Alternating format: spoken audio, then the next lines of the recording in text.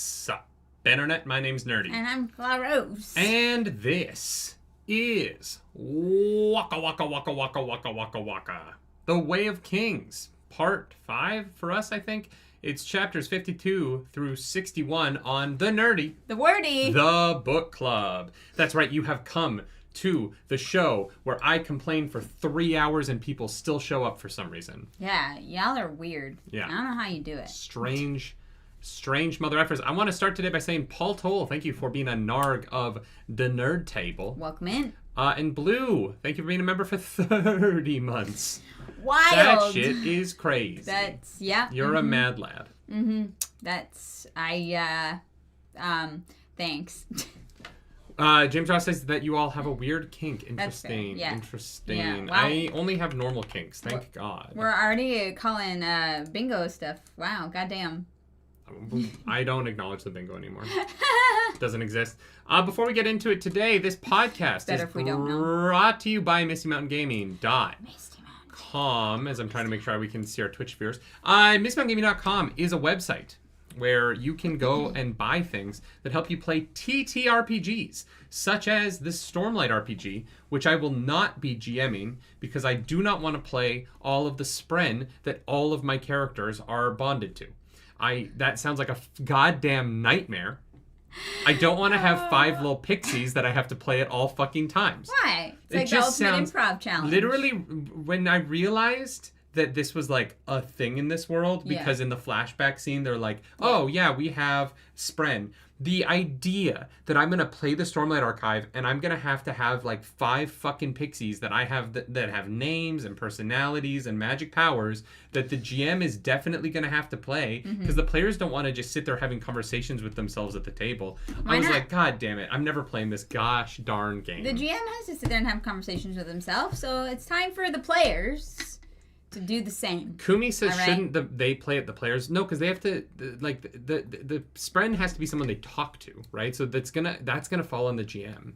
Maybe I will finally be open to having a 2 GM situation where, like, I GM the game and then there's a GM whose only job is to sit there and play spren all the entire time. They are the spren. Hey, listen. Oh my god. Hey, listen. What if the player plays a spren of another character? Anyway, this is an ad read from MistyMountainGaming.com, a website where you can buy the dice that you will need. Hopefully they will sell a Stormlight plot dice, which is going to be a mechanic in that game, to play games. D20s, D12s, D6s, D8s, D1s, D2s, D3s, D4s, D5, 6, 7, 8.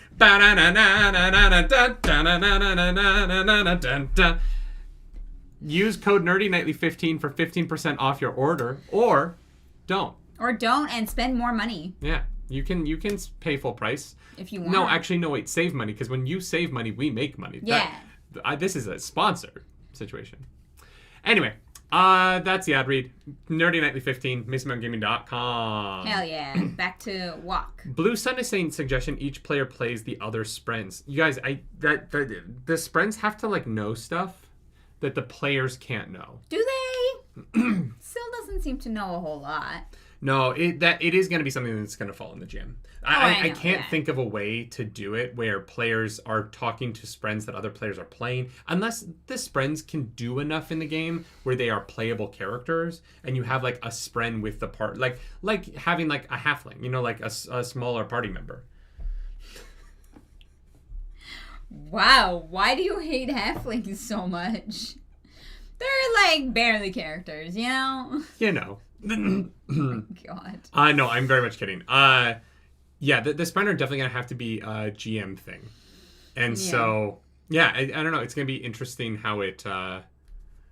I'm curious for the game. But I will avoid it at Gen Con because I don't want to get spoiled. We will look at it when we catch up in Even though I now know about years. Windrunner, so like, how can you spoil me? Motherfuckers. Yes, there cannot be any other spoilers in future books. No. No. No, there can't be. Everything has to be revealed about the world by now, right? Because we've had 800 pages with no plot, all world building. You're just going to keep saying that to piss people off. Yeah. Now, guys, you argued with him and now you made it into a meme. And he's never going to admit that there's plot otherwise. You ruined it. There was the beginnings of a plot this section. There was plenty of without a doubt, development. The beginnings of a plot here. Yeah, I'm just saying this is your fault, We are chat. very close to the plot of this book starting. You can feel it. Yeah, it's almost like we're in it. You can feel it in the chapters. Like, you're like, oh, the plot is... It's like almost begun. Yeah, because it's like... It's almost like things are going to start happening. In the plot. Oh, no, we're not quite. We're not quite there. You know, we're in the, like, appetizer course. That's still a meal. No. Yep. No, when you're you sit confused down because at a you don't eat very restaurant much. to have a meal. What? We're still very much in the prologue of whatever this is going to be. Oh no, we've already ordered off the menu. Nothing the food has is arriving. Yet. In fact, so little has happened yet that the plot is a feminine pursuit. Dalinar spends... So Dalinar is in 2 parts of this book, right? Uh-huh. He is in part 2 of the book, and he is thus far in part 4 of the book. I'm assuming everyone's in part 5. I don't know, but I'm assuming that we'll have all the characters having POVs in the Sanderlange. The plot of part 2 for Dalinar is that he realizes he is crazy enough that he decides to abdicate. And the plot of part 4 thus far for Dalinar is... She's like, I'm just kidding. You know what? Actually, I'm not going to do that. You know, my son is actually really smart. All that has fucking happened in Dalinar's plotline is that he has decided to abdicate and then realized he doesn't want that and doesn't. Do you know what else actually has happened in his plot? He realized that there are Parshendi women. Yeah. After 6 years, he looked one in the face. Dalinar actually has had incredibly interesting discussions with his sons and built those relationships. He's also seen crazy visions of the past, which he's like, you know, is like, is this real or am I going crazy? And then the people around him are starting to mistrust him and believe that he like can't do his job properly. And then he has watched Alucard descend into madness and being like, oh God, this guy's crazy and paranoid. What are we gonna do? He's the king. I don't know how to help this guy. And then he went through a whole investigation because Sadeas was like, maybe Dalinar tried to kill the king. You didn't really say it like that. But then Alucard was like, I need you to find out who did it. So you're going to be the information person. And so then Sadeas was like, actually, it wasn't Dalinar. And so Dalinar also is in love with Navani. And so they've had a whole plot line where she's like, I want to fuck you so bad. And Dalinar's like, but you're my sister. And she's like, well, we're not actually blood related, so it's okay. And then also, we find out that there's also like a scribe thing. I really feel like you're making my point for me so hard here. No. Because you're like, there's been a whole investigation. There has been a piece of an investigation that has gone fucking nowhere. We did an investigation. Not only did Sadeas reveal nothing about the investigation because he doesn't know who did it, he didn't even bring up a suspect. There isn't even someone that they think it might be. Sadeas was like, wasn't Dalinar. Who was it? No fucking clue. I have literally in the private conversation afterwards. I'm not talking about in the party. I'm talking about when Dalinar and Sadeas walk away. Excuse me. Dalinar would like me to announce that, he's not guilty, but I think it's you, fucker. Like, at the feast. Shin, thank you so much for the gifted membership. Thank you, Shin. You say a whole investigation as if a whole investigation happened when nothing happened. Literally, you could reveal in the next section that nobody's actually trying to kill Alucard. Based on what Sadeas knows, his evidence is thin at best, even though he has been investigating ostensibly for months. Well, because there's no evidence other than it seems like situationally someone tried to frame Dalinar. Yeah. Arzu, thank you for 5 gifted memberships. I didn't want to start off with negativity, but you forced this upon me, and I blame you. It was chat. Yeah, blame you. It was it was chat. But let's get into it. I enjoyed the reading this week. I had a good time with it. It felt like it moved a bit faster. I think that it is noticeable when we're not with Shalyn, unfortunately. And I'm realizing I really don't think the Shalyn plotline benefits this book. I think that it will, in a reread, be better because you'll understand some of the reason why we did it. But it really does feel like there is a world where the majority of the book is taking place, and Shallan is just off somewhere else in a separate novel doing a separate thing. See, because it isn't about what Yasna is studying for the main plot. It is about reminding us that Yasna is doing that off page, but Shallan is doing something else in the midst of it. And I think that it would have been a stronger section if Shallan had been more engaged in what Yasna... A stronger section in relation to the rest of the plot. Mm-hmm. If Shallan had been more engaged in Yasna's research towards the rest of the plot, rather than trying to be like, and now, time for a philosophy lesson. So I would have agreed with you, except for a line in this section. Judah, thank you so much for that super chat. Navani has been a bad bitch. I do love her. Navani's great. I love her. Yeah.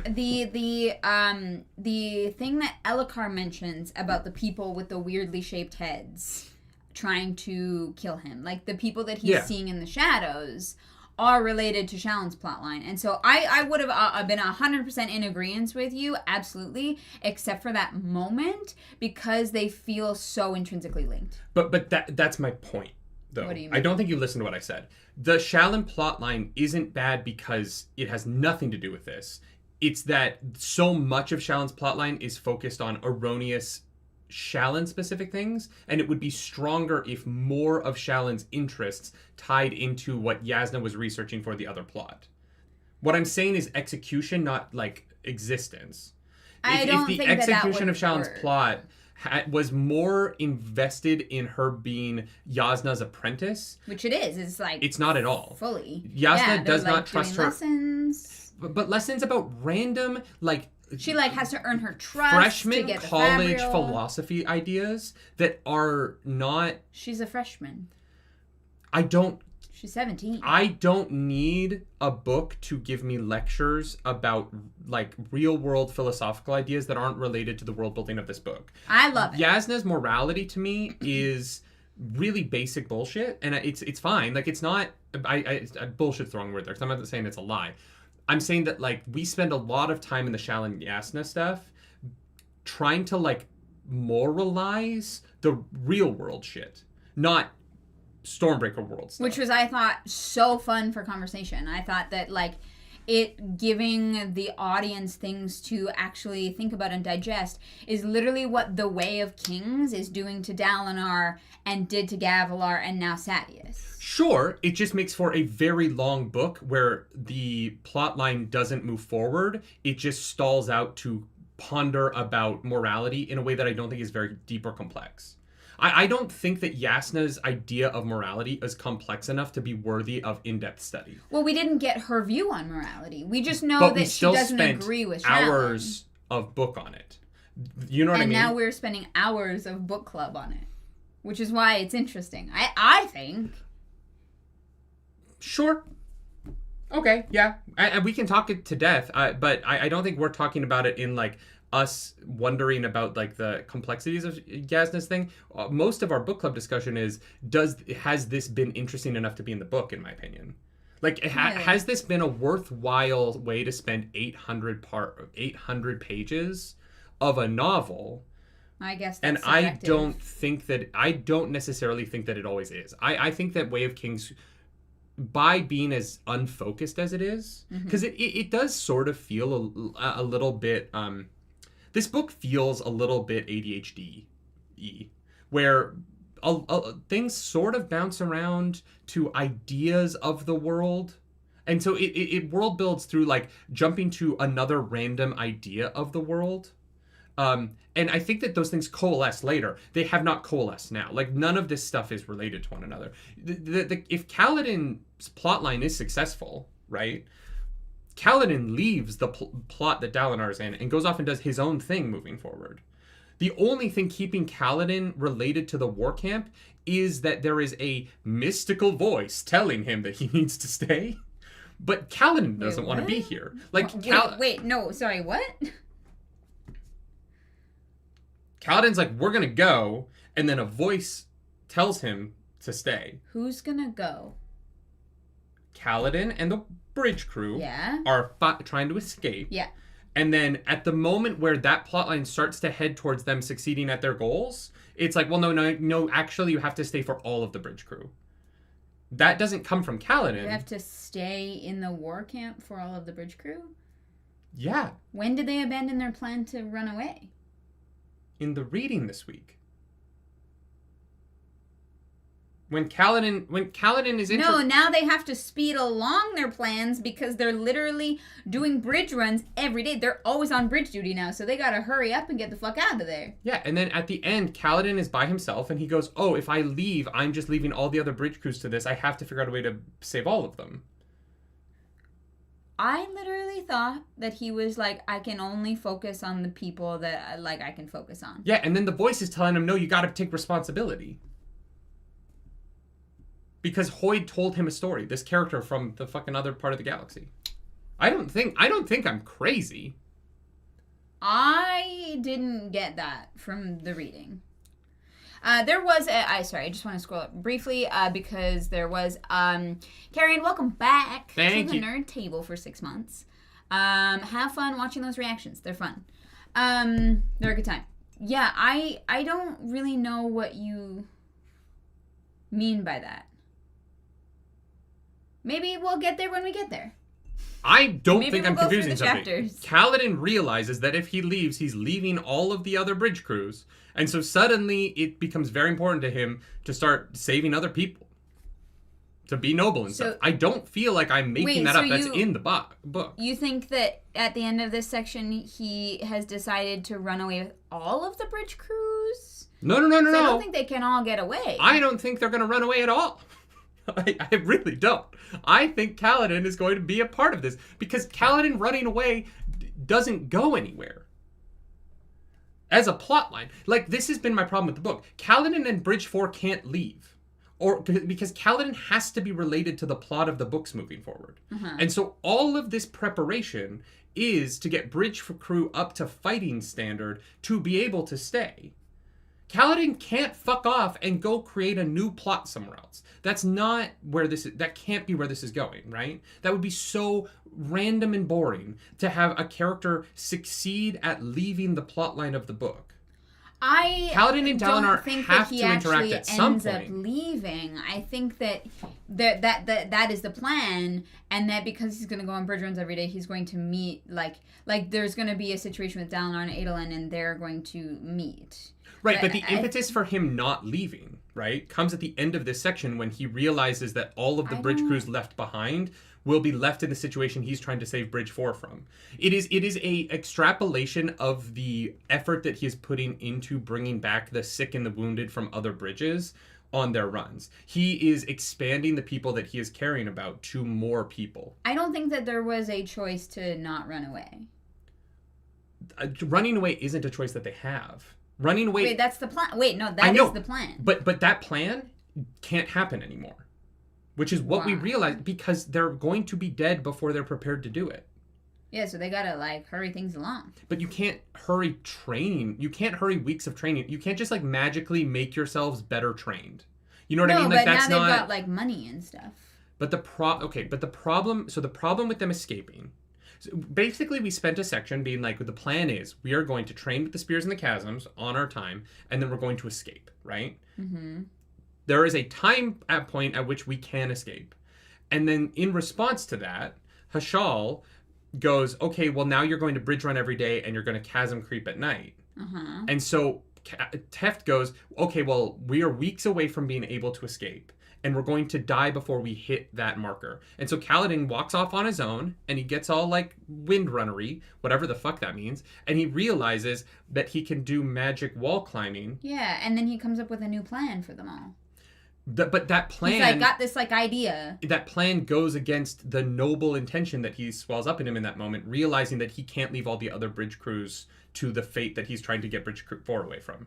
And so his nobility that has been stoked by the flame of Hoyd's story is going to lead them to stick around, because this is where the plot of the book is at. Whatever plot happens at the end of this book happens here. I don't agree with you. I think we both interpreted things very differently. So what do you think is going to happen then? They have to get their timeline pushed forward, and Kaladin comes up with a new plan. That's literally it. He sets up a new plan. I get that that's what happened. Yeah. What do you think that is going to be, if not them sticking around?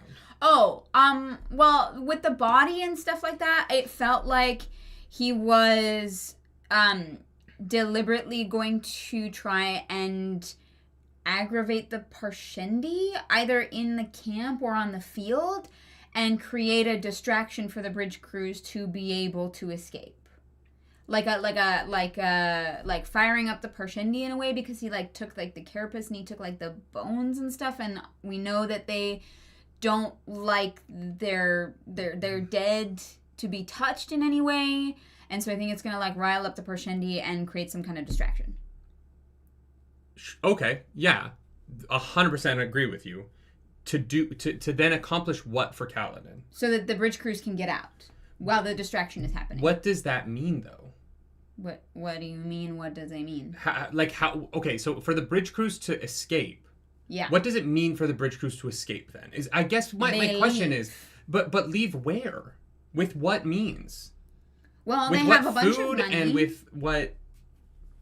They have money, so like as long as they can get to. I mean, because winter isn't a thing that's like long here, they can probably find things that are edible. Obviously, Kaladin knows what poisons are. So they leave and they like spend money to buy food and get the fuck out. Yeah, I think that the problem that I have with that is that unless he can get all of the bridge crews to run away with the bridges mid-fight at the same time, I don't see how that could possibly work. I did not read that Kaladin took responsibility for all of the other No, I don't even mean responsibility now. I mean, like, Kaladin running away mid-fight only really works if they pull all of the bridges back and they strand the army. Because if they have to run away with the bridges, the army is going to just catch up to them. Because they'll also have bridges. Well, but they'll be fighting Parshendi, right? I think the point is to infuriate the Parshendi. Are the Parshendi not fighting at full strength? Well, they just showed up and nearly fucking murked Sadeas. But that's my point. Like, how can you infuriate them to do more than what they are currently doing when they're already winning half of the battles? Well, they're not winning half of the battles, but I think that like desecrating their dead is going to infuriate them. What does that accomplish? Well, I don't know yet. I haven't read the book.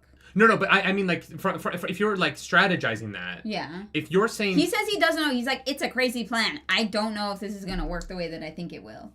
Yeah. I don't see a way for this book to have Kaladin and Bridge 4, the end of this book be they just escape. Well, and that's why I think that, like, there's going to be a moment of, like, Kaladin coming together with Dalinar and Adolin, because he's already technically met Adolin. Mm-hmm. Okay. But, like, right now, they're trying to escape because they don't want to die. Yeah. No, I get that I get that the bridge crew wants to escape. I'm saying I don't think that Kaladin necessarily does anymore. I don't think that that's what Kaladin's mind is on. I think Kaladin's mind is on saving people. And I think that, like, that is what is going to be interesting about it. I think we're headed into a more interesting version of this book. I really do. It feels like we are headed into really interesting stuff. Mm-hmm. We're not quite there yet in this section, because we're still at Dalinar trying to decide if he's going to abdicate or not. But I think he said he wasn't. He literally was like, you know what, Adolin, you've convinced me. And Adolin's like, wait, what, really? When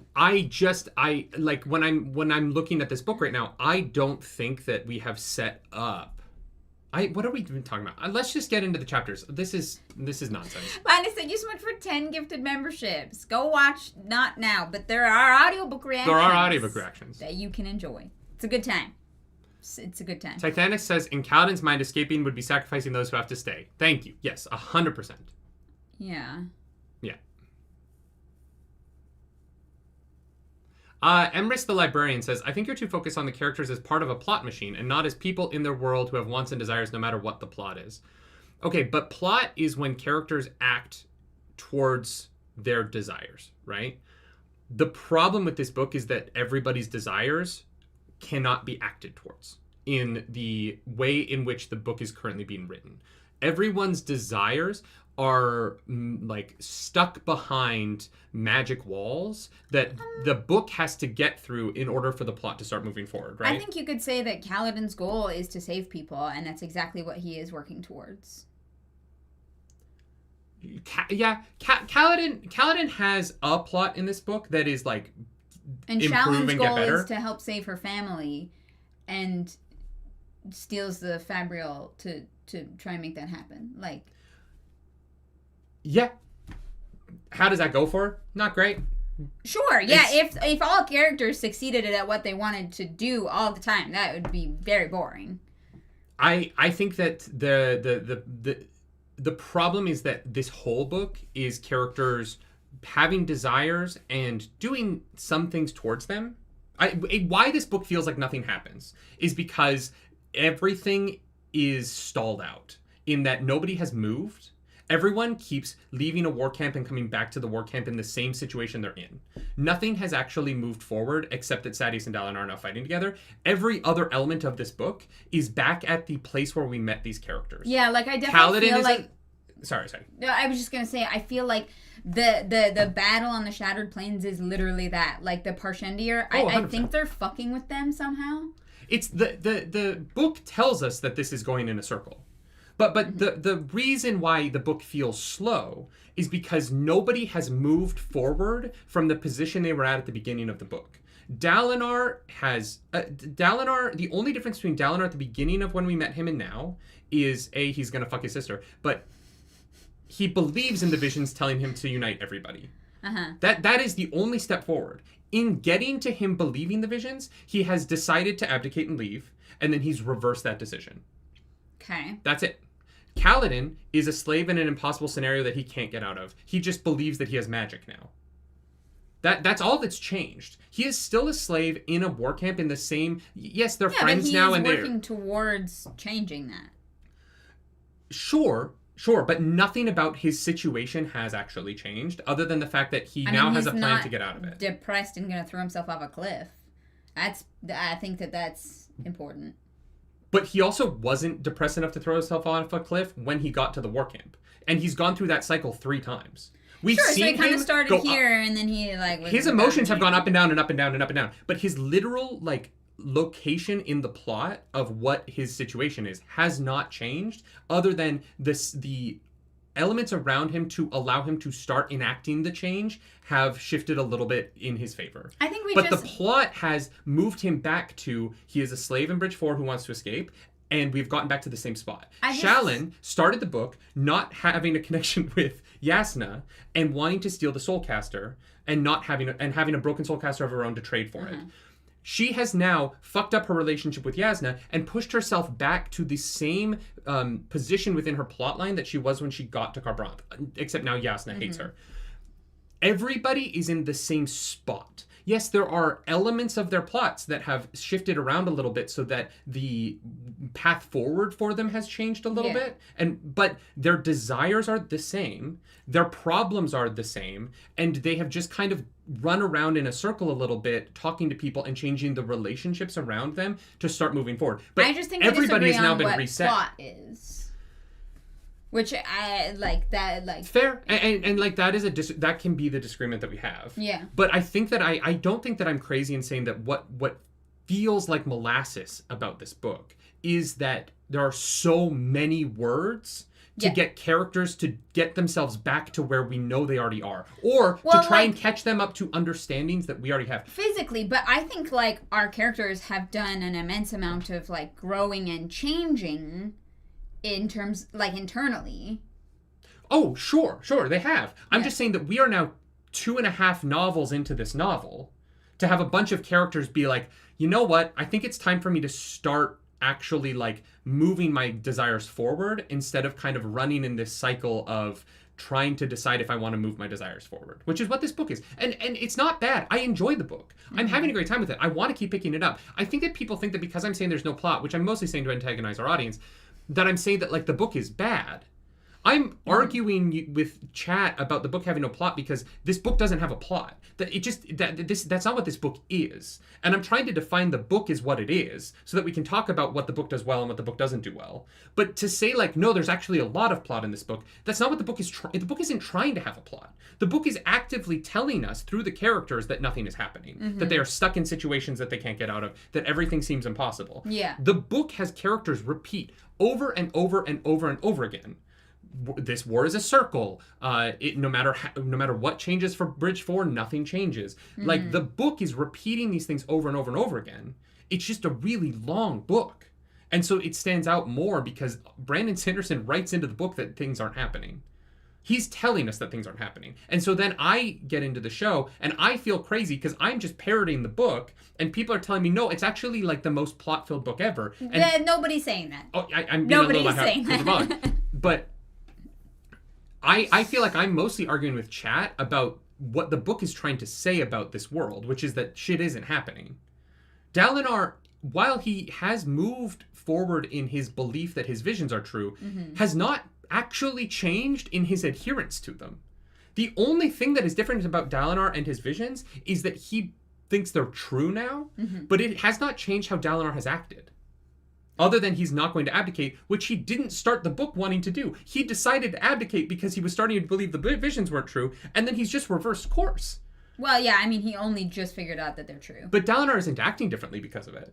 What? It literally just happened. No, it's been 800 pages to say it literally just happened. It's 800 pages to get this character to run around in a circle back to, okay, I'm going to run the war and I'm going to dress the same way and I'm going to have my...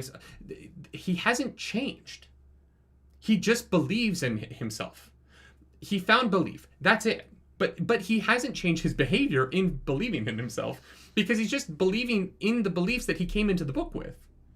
I do think, though, that, like, the realizations that he's made from The Way of Kings as a book and also from Sadeas, like, kind of holding up a mirror to him are important, like, for the book to move forward, right? Guillermo, yeah, we're brother and sister in the same way that Dalinar and Navalny are. Yeah. Harafi says, you are not advancing the book club. Guys, I gotta be honest with you. I think that some of you don't understand what a book club is. It's a discussion about a book.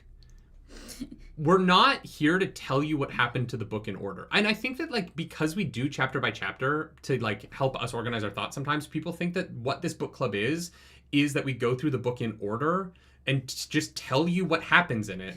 But you guys already know what happens. If you want to know what happens in the book, either go read a summary or read the fucking book. It's pretty good.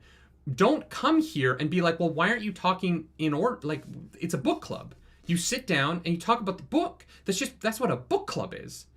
There's no plot to a book club. We're not trying to have a plot here. The book is trying to have a plot, guys, and it's failing! We lost the plot of book club. Catherine, welcome back to the Nerd Table. Problem remains that this book does not follow nerdy's expectations, not that it does not have a plot. Well, I think that it depends on what you think plot is, which is why I think that we disagree. Like, I think that plot includes, like, the character's growth and changes, and therefore how they are going to go about what they want also changes to be part of the plot. Whereas you were like, the world isn't moving forward because they're literally stuck on the Shattered Plains doing the same thing over and over and over again because, like, there's other things going on that, like, we can't understand. Sure. Judah, thank you for that super chat. Remember with saying to Dalinar that big things are happening, but everyone is too much a part of it to actually notice, which I feel is the point of it.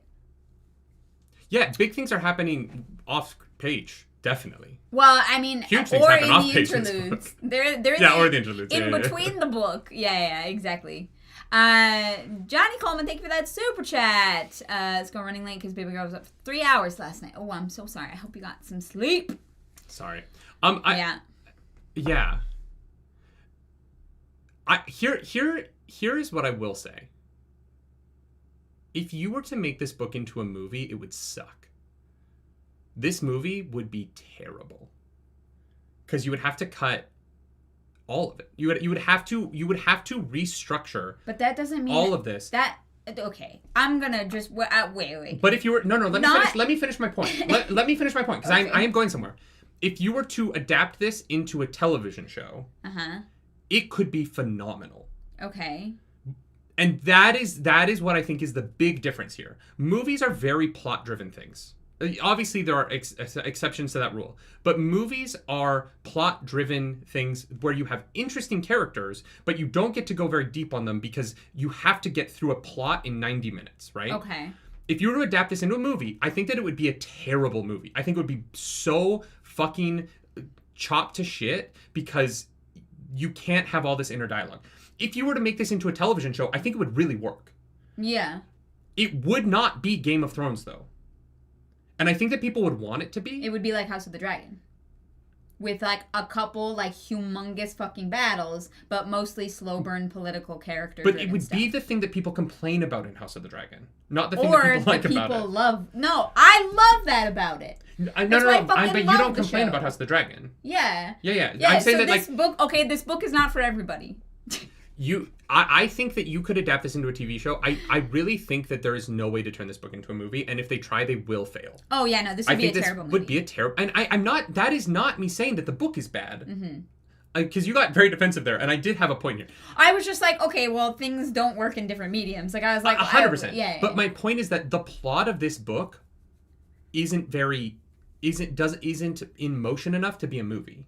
But it is to be a TV show because it's a lot of characters sitting down discussing philosophy in a way that I think you would have to punch up for a TV show because it's a little bare, the philosophy conversations. You have to find a deeper version of it to, I think, translate it to a real conversation on screen. And a good writer would do that. But the book doesn't move. It is about a stalemate. That's fine. But that doesn't, like... Fuck, we're just arguing about the dumbest shit. This is so stupid. I want to talk about what I like about the book, and I'm sitting here trying to explain that the book not having a plot doesn't make it a bad book, which people don't seem to understand. That's the problem. I'm not saying the book is bad because it doesn't have a plot. I'm saying the book doesn't have... that this isn't a plot. This is characters interacting with one another to eventually get to a point where I think so much is going to happen in the back end that could have been spread out. I think that's where you're going wrong, is you're saying, well, this definitively isn't a plot. I don't think it is. And I'm saying I think it is because the character development to me is part of the plot. I think that those are separate things. Okay. I think character development interacts with plot and plot interacts with character development. Yeah. But this is character development in the absence of plot. Yeah, and so we're just going back and forth when nobody in the room has the same definition of what we are arguing about, and so nobody can agree. You just like to antagonize chat, and chat likes to antagonize you back, which you said. 100%. You admitted. Very true. That's why I said it's your fault, chat. It is always chat's fault. It can't be my fault. It's my show. Yeah, we are faultless people. I think that I think that I'm going to be vindicated next week. I think that we're going to come into next week and I'm going to be like, look, there was a full book of plot in about 180 pages, like a normal novel. I really do. I think that next week we're going to come back to this and I'm going to say, look, he wrote a novel's worth of plot on the back end of this book. I really think it's going to happen. This section leads to the idea that we're about to get a novel's worth of plot in a novel's worth of words. He just wrote 800,000 words in the advance of that to set up writing a book of plot. And I think that next week I'm going to walk into this book club and feel very, very right in that statement. Sure, yeah. Do you know what I mean? Yeah. It feels like we're setting up to have about a novel's worth of plot at the end of this. Yeah. We just had to do a bunch of talking about stuff to get there. Yeah. And it's interesting stuff. I enjoyed it. Let's talk about it. Chapter 52. Someone complained that it was an hour before we got to the chapters last week. This week it's only 39 minutes. Yeah. So let's look at us fucking go. Crushing it. I don't want any fucking complaints this week, chat. Before we get into the chapters though, Joshua, welcome back to the Nerd Table. Happy freaking birthday. I think I honestly, based on what we have read of Sanderson, I have a feeling his stuff is going to be some of my favorites. Like, I very much enjoy what he does. Anyways, part 4. Storm's illumination. We were like, oh, it's going to be illuminating for the audience. And it kind of was. It has been. There's like things little sprinkling through there, you know? We get women. That's cool, you know? Yeah. And the women have personalities. The Parshendi? Oh, we haven't met them yet, but that's fine. Sorry, I meant... No, I was making a joke. I thought we got to, like, know Navani in a way where she's a little bit more of a character now. And we didn't get much for her, but I really liked Danlin,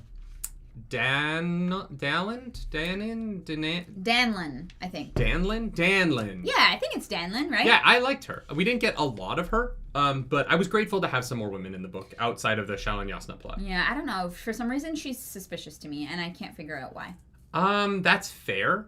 I think that it's fair to be sus of her, especially given the fact that we do think that there's a plot for the king. But I do think that she, at least more so than... There's so few interesting women in this book that it was pleasant to have a woman in a conversation get complimented by a man in a Brandon Sanderson book. That was nice, actually. I was like, hey, thank God. I appreciate that. Monk, thank you for that super chat. Love the Way of Kings, but sometimes feels like a prologue to another book. Oh, I completely agree with that. Yeah, definitely. But I'm fucking crazy, apparently. Well, Monk agrees with you. The epigraph of this chapter is, I'm standing over the body of a brother. I'm weeping. Is that his blood or mine? What have we done? I don't know. So these are all death words. What do you think the death words are? Where do you think this is going? Well, this one isn't, right? Or is it? I thought this whole section was. Because the other ones had, like, this is by so-and-so. I didn't write that part down in my notes. I didn't write down who. I didn't write down all the dates and stuff. Because we I just wrote had down some that are and some that aren't throughout the, like, entire book. But this section is all death words. Yeah, the death words, and they're the same, like, years as in the, like, first sections where they're there as well. Which I was like, oh, this map of the Shattered Plains is from a similar year, and so this is all happening simultaneously, which it is, because now there's weird, like, rumors about people's dying words. And we'll get to... You know what? Let's not talk about dying words now. Okay. Let's talk about them when we get to in-universe dying words that aren't epigraphs. Yeah, that sounds good. Yeah. We start with Dalinar, who's like, I think I'm going to abdicate. And Adelin's like, don't do it. Yeah. And Dalinar's like, give me a few weeks and I won't. And we start with He actually says that verbatim. Yeah. I just need to think about it for a couple weeks and then I won't do it. We have Dalinar bop over into a vision of Fever... I'm so sorry. I have something caught my throat. Of Feverstone Keep. Thought that was a hiccup. It's like I don't know. Your diaphragm. My body's trying to get something out. So he goes to Feverstone Keep, which I really do imagine that Feverstone Keep is named that because they got locked in for a hard winter and like a bunch of kids died or something. From a fever? Yeah. Yeah. Why else would you call it Feverstone? You know what I mean? That is a name laced with tragedy. Maybe it's just a warm place, so the stones are warm. I don't know. Oh, maybe there's like a hot spring bubbling underneath, and so the stones of it are literally warm. It's Banff. That's actually that's an interesting idea. That is a far more optimistic idea than my dark like. You're like, wow, a bunch of kids died here. Yeah. Damn it. Yeah, Feverstone Keep. No one's ever heard of it. No one knows what the fuck this place is. Yeah. So there's an army coming on by. Turns out it's the fucking Radiants, and they're like, are they gonna attack? This seems like really fucking weird. I don't know what's going on. Why did they abandon the war? Everyone's what's happening here? And the Radiants basically throw all of their swords into the ground, which I thought was gonna make the Shattered Plains. When it happened. Oh, interesting. I was like, oh, we're going to watch the Shattered Plains get created. And then it wasn't. And so I was like, oh, I'm wrong. That would have been really cool. Yeah. But, one of the things that's interesting about this section, so Dalinar starts out on top of the wall as like a normal guard person. Yeah. And he pushes his way through and is so Dalinar about it that people get out of the way of him, which I think is really funny, that the idea that like this guy suddenly changes in demeanor, so people are like, yeah, I guess whatever he wants. Yeah, what a weirdo. And so he pushes out on the field, and he actually confronts the Radiants as they're running out the wall. Yeah. And he kind of yells at them. And they... It's like, what are you doing? What's wrong? One of the really important things here, though, is Dalinar does the math in his head, looking at the shards and being like, okay, there's less than 100 shards in the world that we know about. Yep. And there's 200 running at me right now. Yeah, and this is like only one of... Oh, what are they called? There's like different sections of radiance. There's the 10 orders. Of the radiance. Yeah, there's different orders of radiance. So there's definitely like 2,000 shard blades that existed at least at one point. I think it's even more. Yeah. Because I don't get the sense that Radiants are the only ones who had them. Really? For me, it feels like this is totally my own headcanon. But for me, it feels like the way that they treat protecting people, right? Joining the army, like being like a fighter. Like if you are strong, that doesn't mean that you can like, lead. That means that you can like protect people. To me, I thought that because the Radiant Blades went dull when they abandoned them, they felt like they were almost made for each person when they became a Radiant. But this is totally my own hypothesizing headcanon. Oh, no. I think that they went dull because they were dropped by Windrunners. By Windrunners. So Dalinar's stuff doesn't light up because his shard plate and his shard blade don't light up because he isn't infusing them because he's not a Windrunner. But when Kaladin gets a shard blade, his will, because he can infuse things and Dalinar can't. So that's why you think that it'll glow. Yeah, I think that because Kaladin glows, which somehow nobody has ever noticed before. Well, because they're usually when he does, they're running the bridge and no one's fucking looking at Kaladin. Like he's the only thing they can see. No, they can't see. I don't know. They literally, their heads are in boxes. They literally cannot see. I just think there's a point where like Kaladin is like lifting the bridge at the end of he runs up to a fucking like chasm. Parshendi are launching arrows at him from like 20 feet away. Mm-hmm. They lift the bridge up. And you would think in that moment when they're all in full darkness, and granted they're in full sunlight, but they lift the bridge up, you would think someone would be like, is Kaladin shiny? And it doesn't matter. It doesn't matter at all. We're not talking about anymore. I don't want to fucking complain for 3 hours, and I know that you're going to antagonize me into it. Kaladin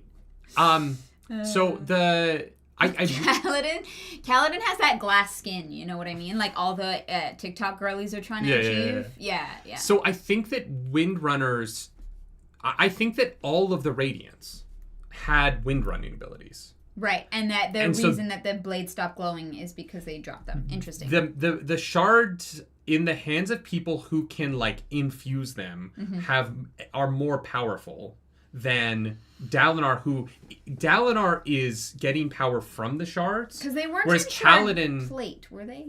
Yeah, no. They were.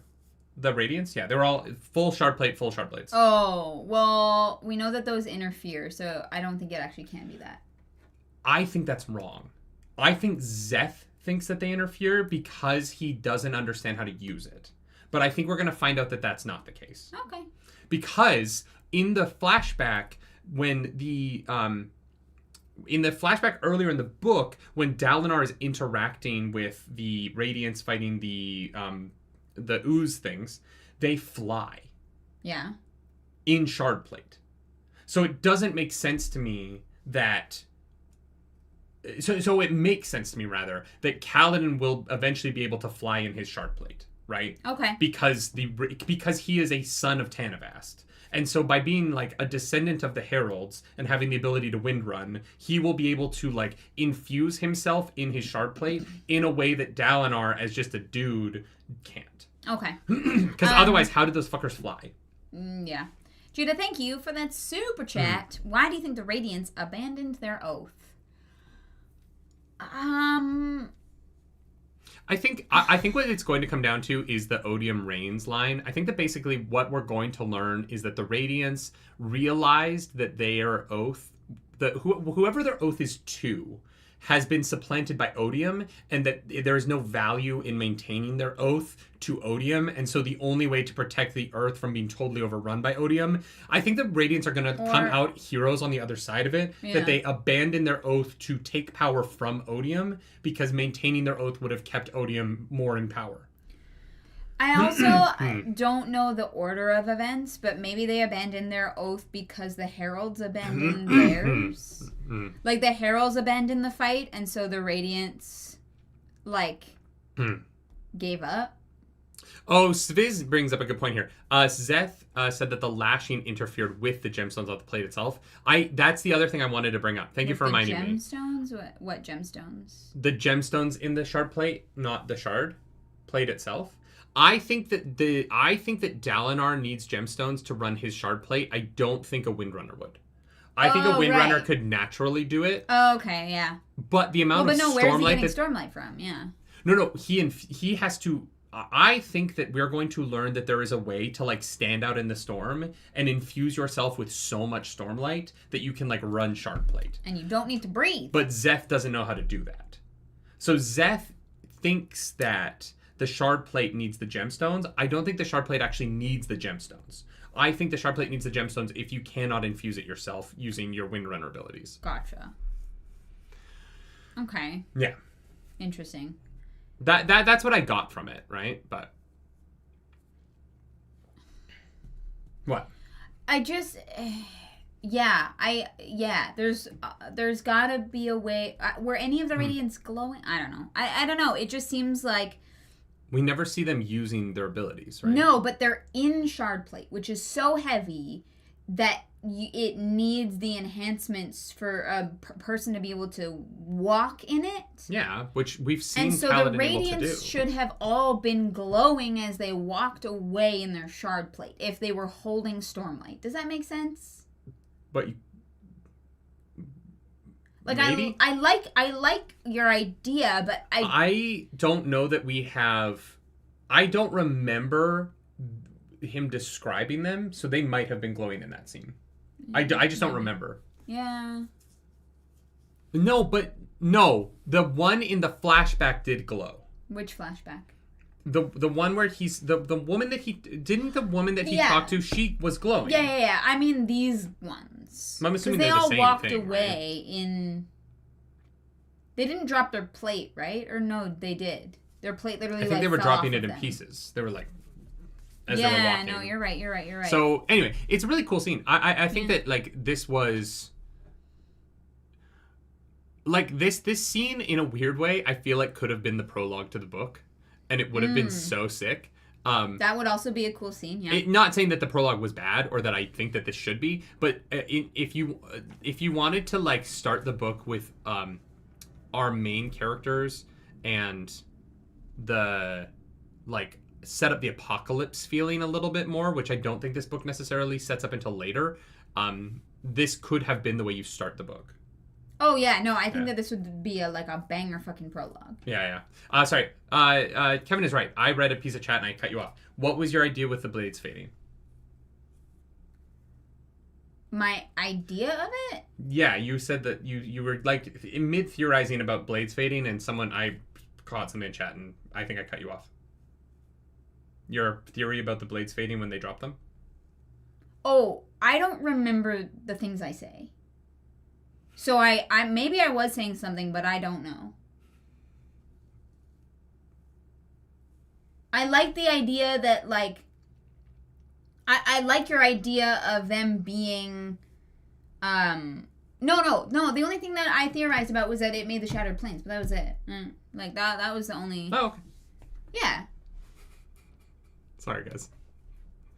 That was on me. I just say words. If you've ever been to one of my streams, I don't remember what I talk about in them afterwards. Mm-hmm. So, which is so funny because good thing this is recorded so that I can watch it if I ever need to. I feel like I think that I remember more than I actually do. That's fair. Yeah. Yeah. No, I know that I don't remember shit. Titania says, Nerdy, how is it to live with a goldfish? It's really interesting.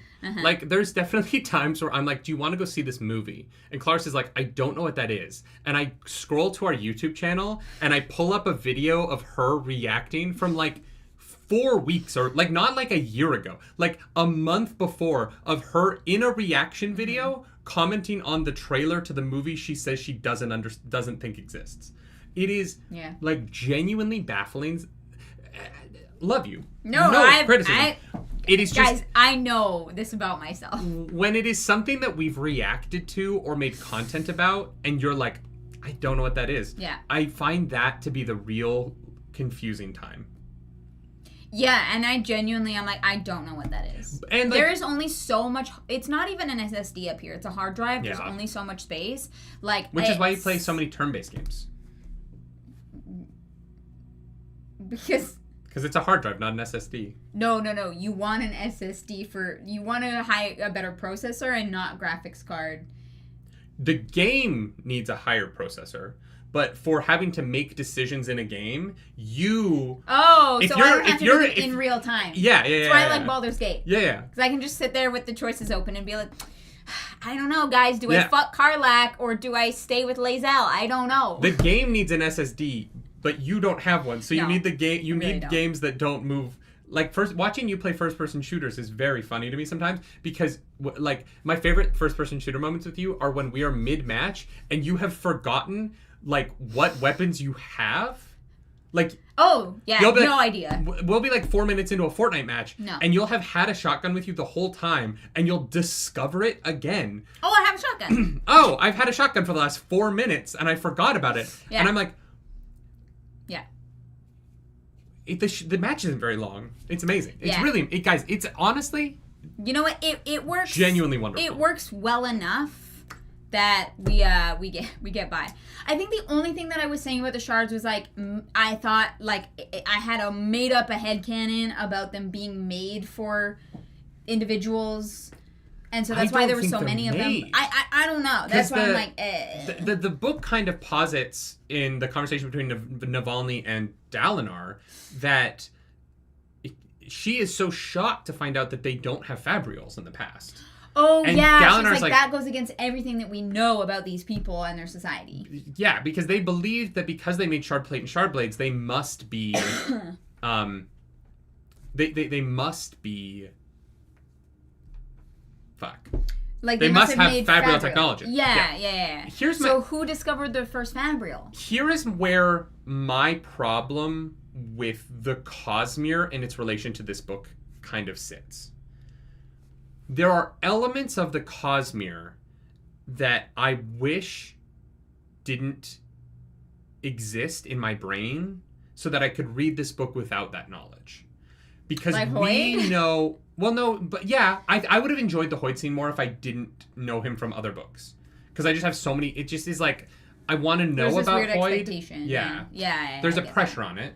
Yeah. We know that the shards are the god existence creation things.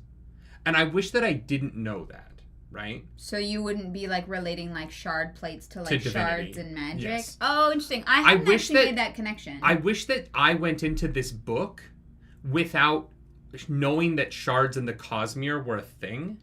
So that I wasn't, so that when the characters were having these conversations about, oh, the shards must have come from God, and I'm like, yeah, of course, they're pieces of shards. Like, I thought the naming was a coincidence that it was called shard plate and shard blade. Really? Yeah. Oh yeah. I fully was like, that can't be related. Oh, interesting. The whole book, I've been like, I wish that this whole book, I've been kind of like, I wish that I'd read this one first, before Mistborn. Oh, this would be. Huh. Because even if it turns out to be just a coincidence, it puts pressure on the shard blade and shard plate for my brain in a way that wouldn't be there at all if I hadn't read the essay on Mistborn essay from the Arcanum Unbound, right? Like there's that's so interesting. Elements of the Cosmere that put weight on this story. Yeah. Because Hoyd coming to Kaladin and knowing who Kaladin is puts weight on Kaladin as a character to live up to being this grand thing. Yeah. In prophecy. Sure. You know what I mean? Yeah. I do, and I'm enjoying this book. Like, this isn't really criticism of the book. It's just that there are times when I'm reading it where I wish that when they said the word Cosmere, I just thought they meant galaxy and not like, ooh, how does this connect to the wider... I don't like thinking about that as much as I do when I'm reading this book, actually. Yeah. And that's not Brandon Sanderson's fault. He wanted to create an interconnected thing, and like it's really cool that he's done that. Yeah. And in hindsight, this won't bug me as much. I don't know if there's like a perfect place to start, right? Yeah, but in the moment, when they're talking about shard plates being from a god, I'm like, well, yeah, because fucking Sazed is a god. He is, ruin and Andrew asks up above if we think that there's any relation to the glowing taking in of stormlight to the like glowing taking in of breaths in Warbreaker. Yeah, but that's only because these magic systems are somewhat connected to each other, right? I mean, in this, like, you're burning. To me, they honestly don't really feel connected to one another. They feel very separate. Oh, to me they do. In Elantris, you take in metals and then you burn them. Here, you take in stormlight and you burn it, and like infuse it into items, much the way that the coin shots infuse their energy into the coins. While they are different in how they function, there is a connective tissue between all the powers except for the recreation power of Emperor's Soul. That is the only one that feels very devoid of sort of the like underpinnings of Cosmere magic stuff. Okay, yeah. All of the other magic systems have some sort of like ingestion of something that is native to the world that comes from the shard, and then infusing that into the world in some way. So I do feel the connection. I do think it is similar to Warbreaker. I do think it is similar to Mistborn, but I think that those things are similar because the shards are in some way connected to one another. And so the magic systems that deviate out from them are going to be connected in some way. Yeah. Yeah, it is. Yeah, it is interesting, this like glowing theme thing. I feel like Brandon Sanderson is very intentional, and I'm like, well, that can't be related, but I feel like I'm gonna be wrong. Carry On says, so do you think you'd have the same feeling during Hero of Ages if you'd read Way of Kings first? When Hoyt shows up? No. Yeah, maybe. The Hoyt moment would have been fun, but Hoyt doesn't directly go to Kelsier and be like, you're very important, Kelsier. I have a magic flute for you, and here's a story about how you should behave in the book. Sure, and next time we see each other, Kelsier, it's going to be very important that you're better at all of this because Kelsier... That doesn't happen. Hoyt is just literally like a beggar that he gets a little bit of information from. Yeah, but also Hoyt was in Elantris, and so... By himself. Sure, but it still would have been like a what the fuck moment, like who is this person and how are they linked? Sure, I think that Hoyd in this is feeling more like Brandon Sanderson writing himself into the book so that he can directly tell Kelsier how to behave versus his interaction with, Kaladin, versus here where Kelsier, Kaladin. In Mistborn, Hoyd just shows up as a like fun tease that he's there, but he doesn't actually like give any sort of like it's not a prophecy, but there is a prophetic element of having the Cosmere character show up and be like, you are very important, Kelsier Stormblessed. Sure, but he does that, well, kind of, in Warbreaker, when he goes and tells a story to Ciri. He's like, smoke and I'm not gonna lie, and powder and glitter. Poof. I've completely blanked Warbreaker out of my brain. No, that's fine. It's probably not that important. I totally forgot about that scene. That book is a blur to me. But even in that, Hoyt shows up and tells a story. It isn't actually relevant to the book at all. This feels very important because he's like, when we see each other again, Kaladin, you better play that fucking flute. You have to multi-class into Bard by the next time I see you. He's like a fighter who uses a spear, but is also like has a level in sorcery right now, and now also has to multi-class into Bard. So he's gonna be like so many different subclasses or classes. Here's why I don't think that reading this and then Final Empire would have affected me in the same way. Final Empire doesn't start with them being like, there's a shard under Krennic Shaw. When the shards came and the Lord Ruler interacted with the shards. But you wouldn't know any of that without reading the essay. So it's the essay. No, we learned about that in Hero of Ages. We learned about the shards in Hero of Ages. We know about Perseverance and Ruin, their shards. We know about that. Do they? Not Perseverance. What's it? Perseverance is the rover on Mars. Preservation. Thank you. No. My point is that guys, the Mars rover. My point is that it's not like you go into Final Empire and he's like, see, you've got to eat these shard metals in order to have magic powers. Whereas in this book, he's like, the thing that makes you powerful in this world are the shard blades and the shard plate and the half shard. You know what I mean? The words that are important to the Cosmere are not used to describe the power system of Mistborn the way they are used to describe the power system of this world. So that is why I think that reading this world first, not knowing what shards are, would be a very different experience, because you could then bop over to Final Empire. There's no reference to anything that is relevant here in Final Empire. Maybe by the end of the third book there is, but also if they started using the word shards in the third Stormlight Archive book, it would be different than in the opening prologue, having Szeth use his shard blade to fight someone in shard plate. Right. It's when it's introduced. Shards come up in like the third Mistborn book, but they're not immediately off the jump. Yeah, I don't know. I feel like they've got to be removed in some capacity, because shards are literally like a god power in the other stuff, and in here they're just like items. But the Scions are just just items that are a piece of shard in Elantris. Oh, yeah. So, like, what is the difference, really, between shard blades and shard plate and the Scions? Yeah, sorry about the lawnmower, guys. I'm so sorry about the lawnmower, you guys. They always choose when we are recording. Yeah, and they haven't been here for weeks. Yeah, literally, it's bad. And we're not allowed to mow our own lawns. It's a whole thing. Yeah. Yeah, I never want to live in a place with an HOA ever again. I don't even know if it's that specifically. There have been, yeah. Anyway, Johnny Clement, congratulations on catching up. Thank you. Welcome to the Nerd Table. I am fairly convinced, but this is again because I've read the other book, where my brain goes, well, the Scions are something related to the shards and are magical items related to the shards. See, you see that as a bug, and I see it as a feature. Because it lets me be like, okay, then how are they related? What is the importance of these that I don't know yet, and the characters don't know yet? I think that why I think it's a bug is because I feel very ahead of the characters in this book. I feel like I feel like the book is very slowly trying to catch the characters up to my understanding of the book in a way that I don't know is the most successful. What do you understand that the characters don't? I have known that Kaladin has magic powers for so long, and Kaladin is finally understanding that he has magic powers, right? Okay. And that's fine. Sometimes it's okay to be ahead of the book.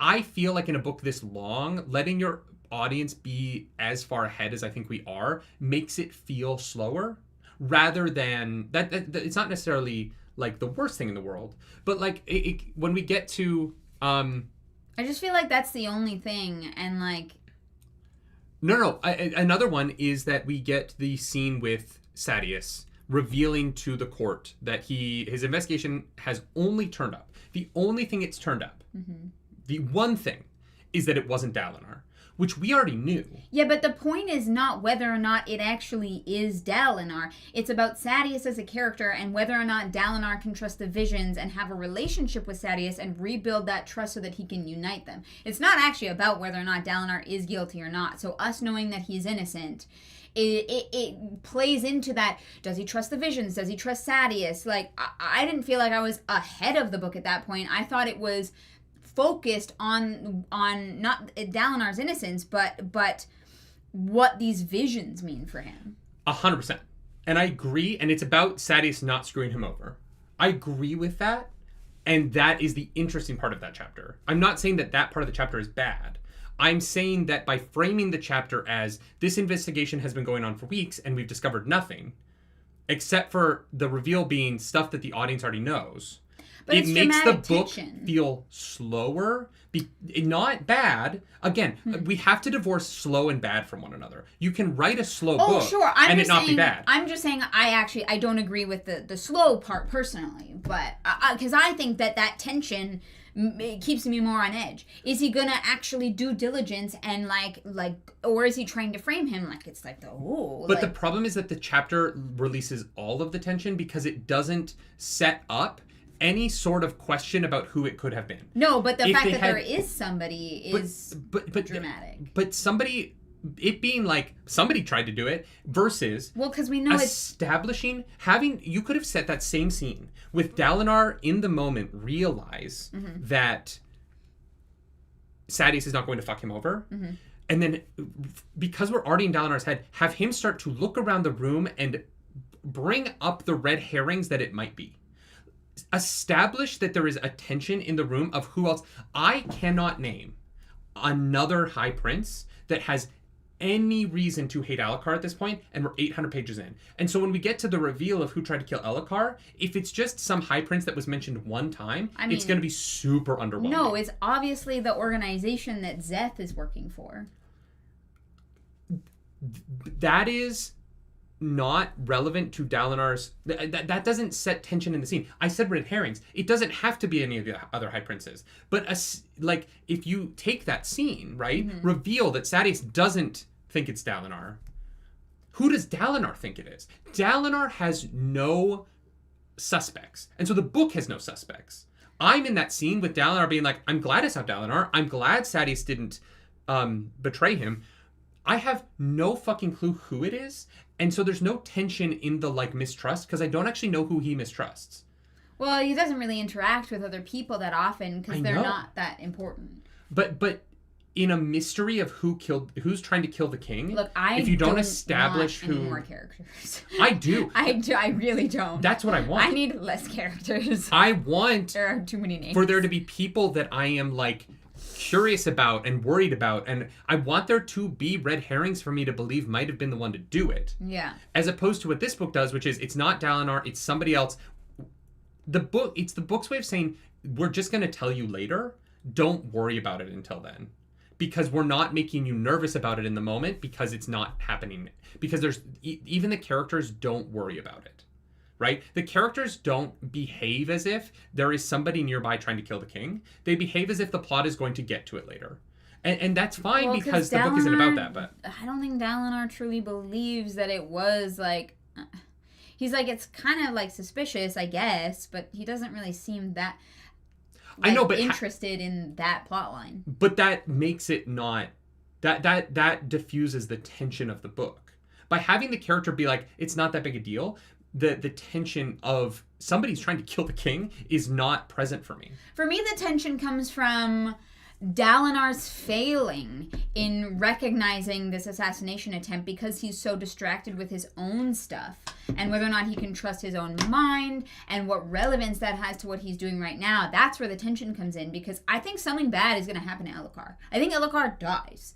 I think that someone actually does kill him. I would fucking love that. Well, and that Dalinar is going to be so regretful that he was preoccupied with his own shit and not and didn't take Alucard as even. And here's the thing: it might be the weird symbol-headed things that kill him. I don't actually know, but I do think that Alucard is in very real danger. Judah, thank you for that super chat. In Wandersail, Kaladin admits he was aware something was going on, but was actively in denial, not addressing it because it scared the bejesus out of him. Yeah, he was definitely willing to be it's just bad luck, right? Right? Because then I don't have to challenge all of my beliefs and how I understand the world.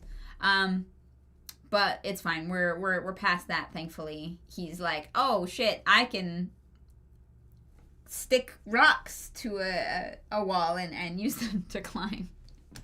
I can make my own rock climbing wall. Mm-hmm. That'd be nice. Something that's specifically for my arm's length, because my arms are very short. Yeah. We were in the very first chapter of this section. Well, we were kind of talking about the third chapter for a while there. No, we did. We talked about it a lot. Tithanis, thank you for that super chat. Brandon Sanderson has purposefully increased the references in the Cosmere in the books. His books like Hoid being increasingly more important to expand the... Sorry. I didn't... What? Brandon Sanderson has purposefully increased the references in the Cosmere in his books like Hoid being increasingly more important... Oh, like Hoid being... Okay, to expand the perspectives of the readers. Is my dyslexia really rubbing off on you that much? No, I read the words. I didn't understand... There were not enough commas in that for me. I'm so sorry. I didn't understand... Why would you put a comma? Well, like Hoid being increasingly more important was what threw me off. Sorry, my brain was reading that as a complete sentence, and I got confused. The anti-punctuation gang. Sorry, I got confused. Yeah, which, like I said, I think works for me personally, because I like to be like, oh, there is a bigger picture going on. But I also, at the same time, do think that the Hoyd thing near the end was kind of like Nakomi in Wheel of Time, where I was like, how relevant is it? Like, what, like... I think it's very necessary here that a character shows up and tells the audience, don't worry, there is a plot happening behind all this.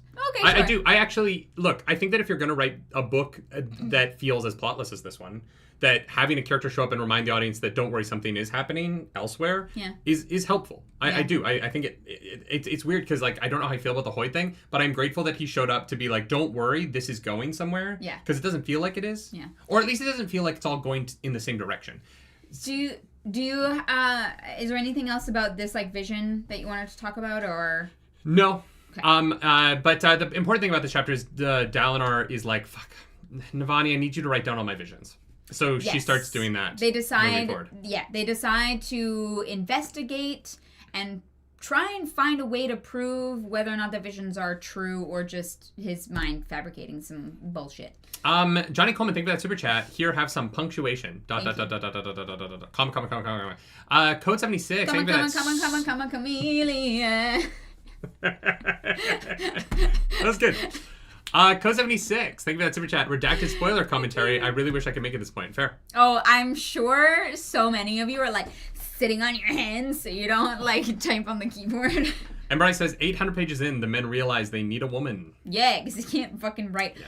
The oh my god, the later vision where he's like, wait, there's men, right? He's like, what? Which is like, I get it, but also there are cultures outside of Alethkar where men write. Are there? Yes. Which ones? Shin culture. Do they? Yeah. And like the I thought Seth was an oddity, but I'm not sure. Dalinar, one thing that I find frustrating about Dalinar as a character, it's like there's nothing else other than the Alethi. But the book keeps telling me that this compound has become a like compound for foreign dignitaries. And I'm like, is Dalinar both the third most important person in this country and also never interacts with other cultures and doesn't think that they exist? I actually like don't think he does. Like really. he is so shocked about men who write, but they're not in my Christian Minecraft server. As one of the few characters who I guarantee has interacted with other cultures. Yeah. He seems so like shocked by things that we know are in the world like next door to him, and we're told that people from those countries are coming to talk to him. It's just I find it, his like shock at things is very odd to me. Oh, that's what I mean. That comes back to the Elhokar thing. Dalinar's tunnel vision is like astounding. Like, he's like, Way of Kings. Yeah. I literally cannot see anything else but Way of Kings. Navani. No, shit. Way of Kings. Like. The Dalinar is kind of an idiot, unfortunately. Like, Dalinar isn't he's not an intelligent character. He is very noble. Yeah, he can't fucking read. He is... Okay, but not being able to read isn't intelligence. Like, Dalinar... I think that Dalinar is... It comes across as not very smart. He's kind of a himbo. And I think that it is why he is not... I think it's why the book moves so slowly, is that Dalinar's kind of dumb. He makes realizations very slow. I wouldn't call him dumb. I just wouldn't like say one of his best qualities is intelligence. That is a very kind way of saying he's dumb. No, because I think he can have more than just dumb people and smart people. I think that there are a lot of people who fall in the middle there. I think that Dalinar is below average intelligence. I think that the way that he comes across, in the way that he makes realizations, that the way that he gets to things very slowly, like his ability to understand problems and like problem solve is not very high. He's a very instinctive character. He's, I would argue, wise. He is like, I think that he has a lot of great qualities. And definitely life experience. I think he's kind of dumb. Sure, okay. He doesn't adapt well. Yeah. To new information. Yeah, his charisma is also. Yeah, but, he's not. He's probably had a lot of concussions. Honestly, that's the one thing the shard plate wouldn't protect you from, right? Yeah, right. He just isn't. He's not a very intelligent character. Mm-hmm. I also think Kaladin's kind of dumb. I think that like the men are mostly kind of like dumb in ways that is really interesting to read. Because they're very successful at what they want to be doing, but like they're not very intelligent people. Yeah, because none of them like are not very allowed curious. to pursue scholarly things. Like they fight. That they literally like are like. I'm not talking about stuff. learned though. I'm talking about like. Oh, but I think that inherent exercises that muscle. And maybe that's it. And yeah. I think that intelligence and wisdom are definitely partially what you're born with, but also what you choose to dedicate your energy to, right? Judah, thank you for that super chat. It's like Americans learning the U.S. isn't number one. That is a little what it feels like. He's like, wait, there's other cultures and stuff? Crazy. Yeah. That's fair. Yeah, James Ross says they never learned critical thinking skills. I think that that's true. Yeah. Like, I think that they're able to, like, work things out and be curious and inquisitive, but they haven't... They haven't ever tried to actually do that. Well, I think that this is, like... This is like the beginnings of those things, right? Like Kaladin like gets to a point where he's like questioning about how the battlefield works, and then he's like, no, don't do that. You're gonna die anyways, so fuck it. Like, right? Like he like actively stops himself from being inquisitive, which is sad. Like I think that that's that is tragic in a lot of ways, but also I think Kaladin, I would say, is probably more intelligent than Dalinar. I definitely don't think Dalinar's strongest suit is his intelligence. Yeah. Kaladin, at least, trained to be a surgeon and had to, learn how to make quick decisions and can see the battlefield and kind of like analyze. I think Kaladin is very learned and not very smart. I think that Kaladin's ability to memorize and like understand what he has memorized is very high. Yeah. His ability to like critically break down thoughts is not very high. Yeah. And that is where he struggles. That's what I mean by that, right? Like I think that Kaladin memorizes stuff well. And his like ability to implement what he has memorized, Kaladin's ability to come up with new ideas has not impressed me in this book. Is I guess what I would say. Yeah, I'm interested to see what this plan is with the fucking Parshendi corpse. And like, what are we doing? Here's what I mean about Kaladin. Kaladin is smart enough to look at the changing the bridge run and the disaster after the fact and realize that it's his fault, which is an emotional maturity that not a lot of men have. Sure, yeah. But wasn't smart enough going into it to think about what the consequences were going to be before he did it. Sure. And I think that this is Kaladin's problem throughout the book. I don't think Kaladin is smart enough to consider consequences of his actions before he does them. It happened with the Shard Blade and Amaram. It happened with this moment, with the bridge moment, the bridge run. I'm worried that it's about to happen again with whatever his idea with the fucking carapace of the... I think that he is emotionally intelligent enough to realize that he fucked up, but not smart enough to consider how what he's doing might be a fuck up before he does it. Yeah, that's fair. Yeah. Underscore. Thank you for that super chat. Thank you for that super chat. I feel that Dalinar's strength lies in tactical application and logistical organization in wartime. Yeah, for sure. Yeah, and like adherence, his ability to adhere to his code is impressive. Yeah, his army is very organized, Yeah.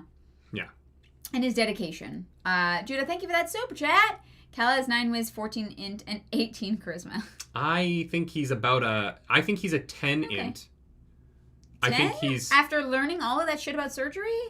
No. He's studied. 10 is the intelligence of a normal person. Not a doctor.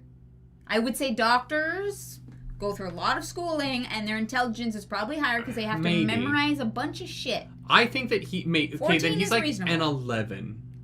He's not a wizard. Nah. I would say I think 14 is I would say like Renarin is a 14. Renarin is very high intelligence, like very much is. I would say that like Renarin would be a 15. We need to move on. We're still in the second chapter. We've talked about a lot of stuff. This is the problem. This is why it's a book club. We talk about the book. We're just not... Guys, actually, book club is us making D&D character sheets about all of the characters. Yes. Dunny dies. Oh. Damn. Yeah. And then Teft is like, hey, Kaladin, keep infused spears with you at all times for no particular reason. Don't worry about it. Fucking Teft. Chapter 54.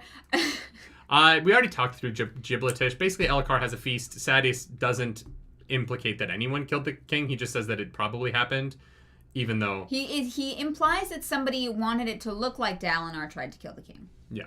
Yeah. Which, very sus. Yeah. Yeah, That's kind of all that happens. Sadeas agrees to do the parallel bridge runs, which we've already talked about, but this show's a disaster. Chapter 55, An Emerald Brome. I said this in the audiobook reaction, so I want to say it here. I was disappointed at first in this chapter because I was excited to see the first time Sadeas and Dalinar work together. And then we get it from, like, the distance, and Kaladin's like, oh, that's interesting, and that's kind of all we get about it. The next chapter immediately gets into the inner workings of one of those plateau assaults together. So Yeah. my disappointment at the beginning of this chapter is wiped away immediately by the book, which, you know, well done. If we weren't doing book club, I wouldn't feel the same way about it. Yeah. But we do get Kaladin kind of thinking about the implications of the joint assaults and what might happen in the future because of them. Yes. Ernest, thank you for that super duper chat. Let's go. The Alethi only value war. Everything else is secondary. Yes, they're stagnant because so much is related to their religion. It's why Ardents can read and write. It's why being a warrior gets you into heaven. Yeah, the whole like, oh yes, all pursuits are great. We need everybody in the afterlife, but especially soldiers, is just such a manipulative way of getting people to die for you. Yeah, 100%. Yeah. Oh, no, I agree with that. I will also say, the Dalinar is good at war because he has magic suit. But if it wasn't for his magic suit, I don't think that I would agree that he is. Why? He's known as one of the best fighters and strategists of the time. His army is clean and organized. What strategy is he so good at? We're just told that he is. No. I understand that the book tells us so he's I'm gonna really good at strategy. Assume that he is. But it's been 6 years and they're not doing anything different. He literally is like, okay, why don't we try and do joint assaults? You want to fucking end this war? Let's fucking do something about it. Yeah, and if he didn't have his magic suit, it would have been a disaster. Like, but again, they strategize around having a magic suit. Why would you not create a strategy around your magic suit? Well, no, it falls apart and he saves it because of his magic suit. Huh? The second time they do a plateau assault. Oh, I don't know if it's the second time, but it's the second time we see it. The second time. Oh, I thought it was a few times. I think it's literally... we're only told another. So I think it's the second time. This is why he wants to become the dude of war. Because he assumes the Parshendi aren't going to do anything. Because he has spent 6 years making assumptions about the Parshendi, which have led to them not accomplishing their goals. No, it's because the scouts didn't report anything. No, he said he should have sent out scouts in case something happened. Yeah. And he didn't.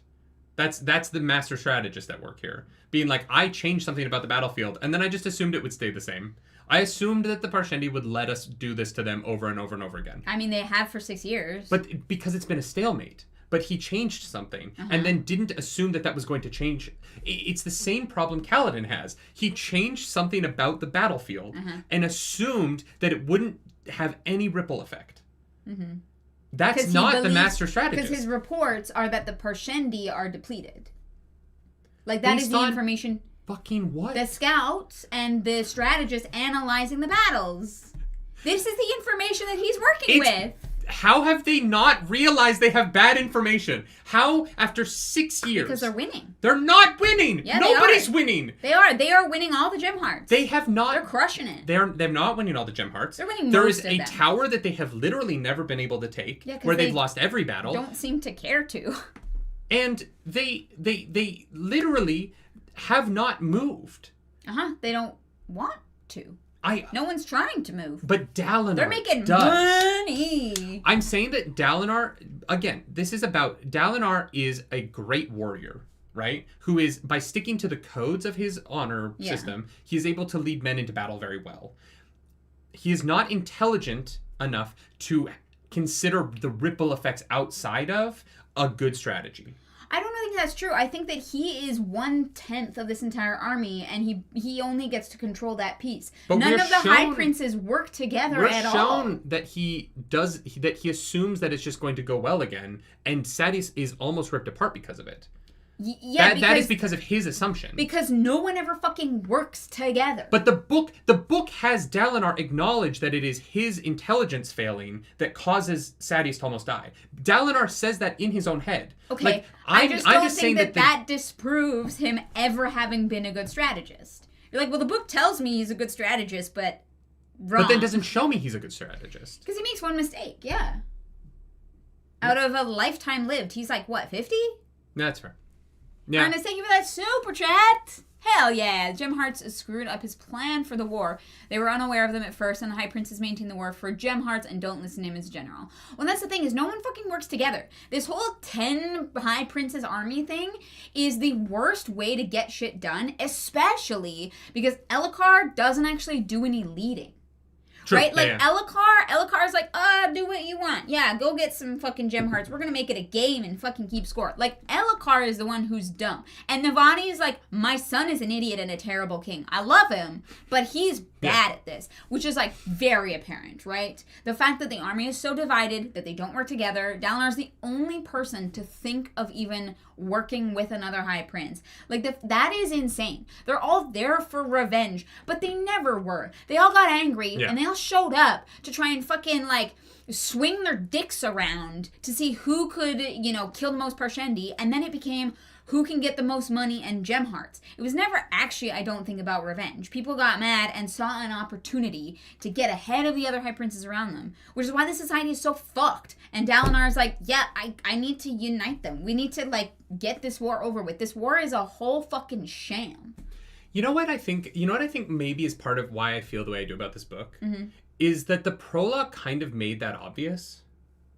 That Parshendi aren't really behind it, that there's something else going on. Right. And I think that part of the reason why I feel like this book feels very slow, and I'm realizing this because of what you just said, is I think that it's that I don't fucking care about this war at all. Because the prologue told me that it's fucking sham. Yeah. And I think that might be a big part of my feelings about this book. Fair. Is that they're like, there's a mystery as to why this war started, but the book isn't about that mystery. The book is just about people doing shit randomly because of it. Mm-hmm.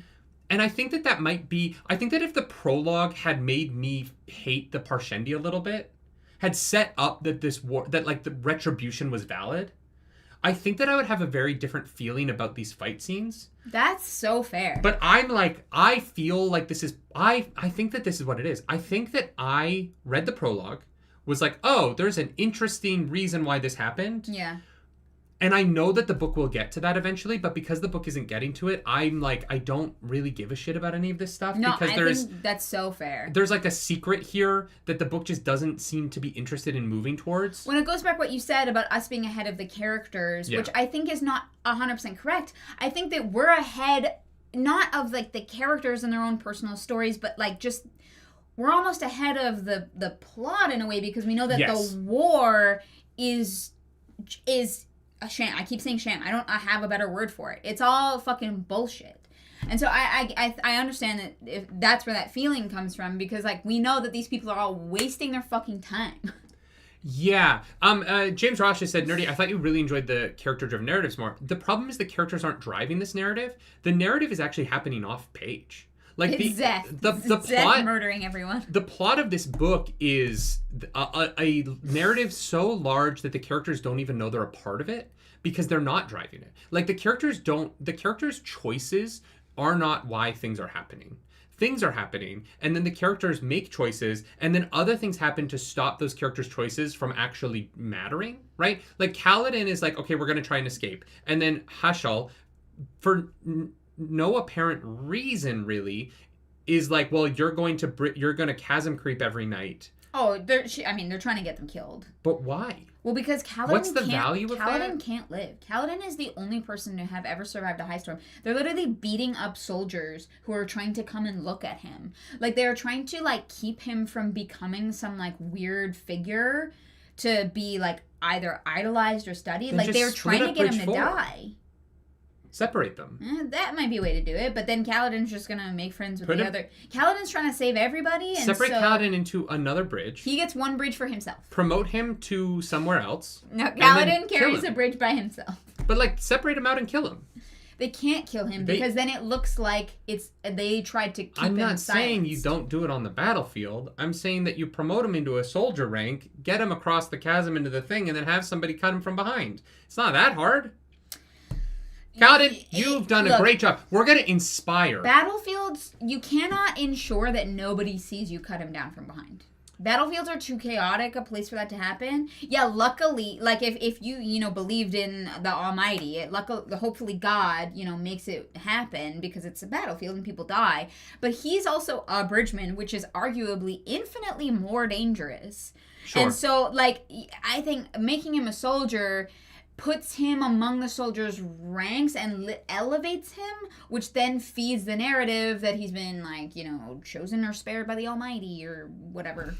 Yeah, the Kaladin's plot line is that Kaladin does something and then the plot makes it so that that doesn't actually work, and then he does something else, and then the plot moves to like block him from that. And they're then he does something. Him that's not like character-driven narrative. That's just putting your character in a situation where there is no movement. Yeah. Yeah, for sure. Embry says promoting him would encourage other people to copy him. There's nothing wrong with the bridgemen being better at carrying the bridges to the chasms. And so actually all of them being more efficient and moving faster and being stronger would actually, even if they all die, it doesn't keep them alive more and it doesn't protect them. But no, if they promoted him, they remember how in the beginning they were like, if you survive 100 bridge runs, then you get out of bridge duty. And they're like, oh my god, he gets his freedom. He's not a slave anymore. Yeah, that's a cool fucking crazy legend. And no one's ever done it before. And if Kaladin is the first one to get promoted or survive bridge duty, if he's the only human alive to survive that just makes that, like, otherness, that, like, power, that just makes that worse. He's more of a problem. Yeah. Yeah. There is definitely that. You're not wrong in that. I just think that, like, this is... It doesn't matter. I don't know why we're talking about this. I fucking don't care. Let's move on.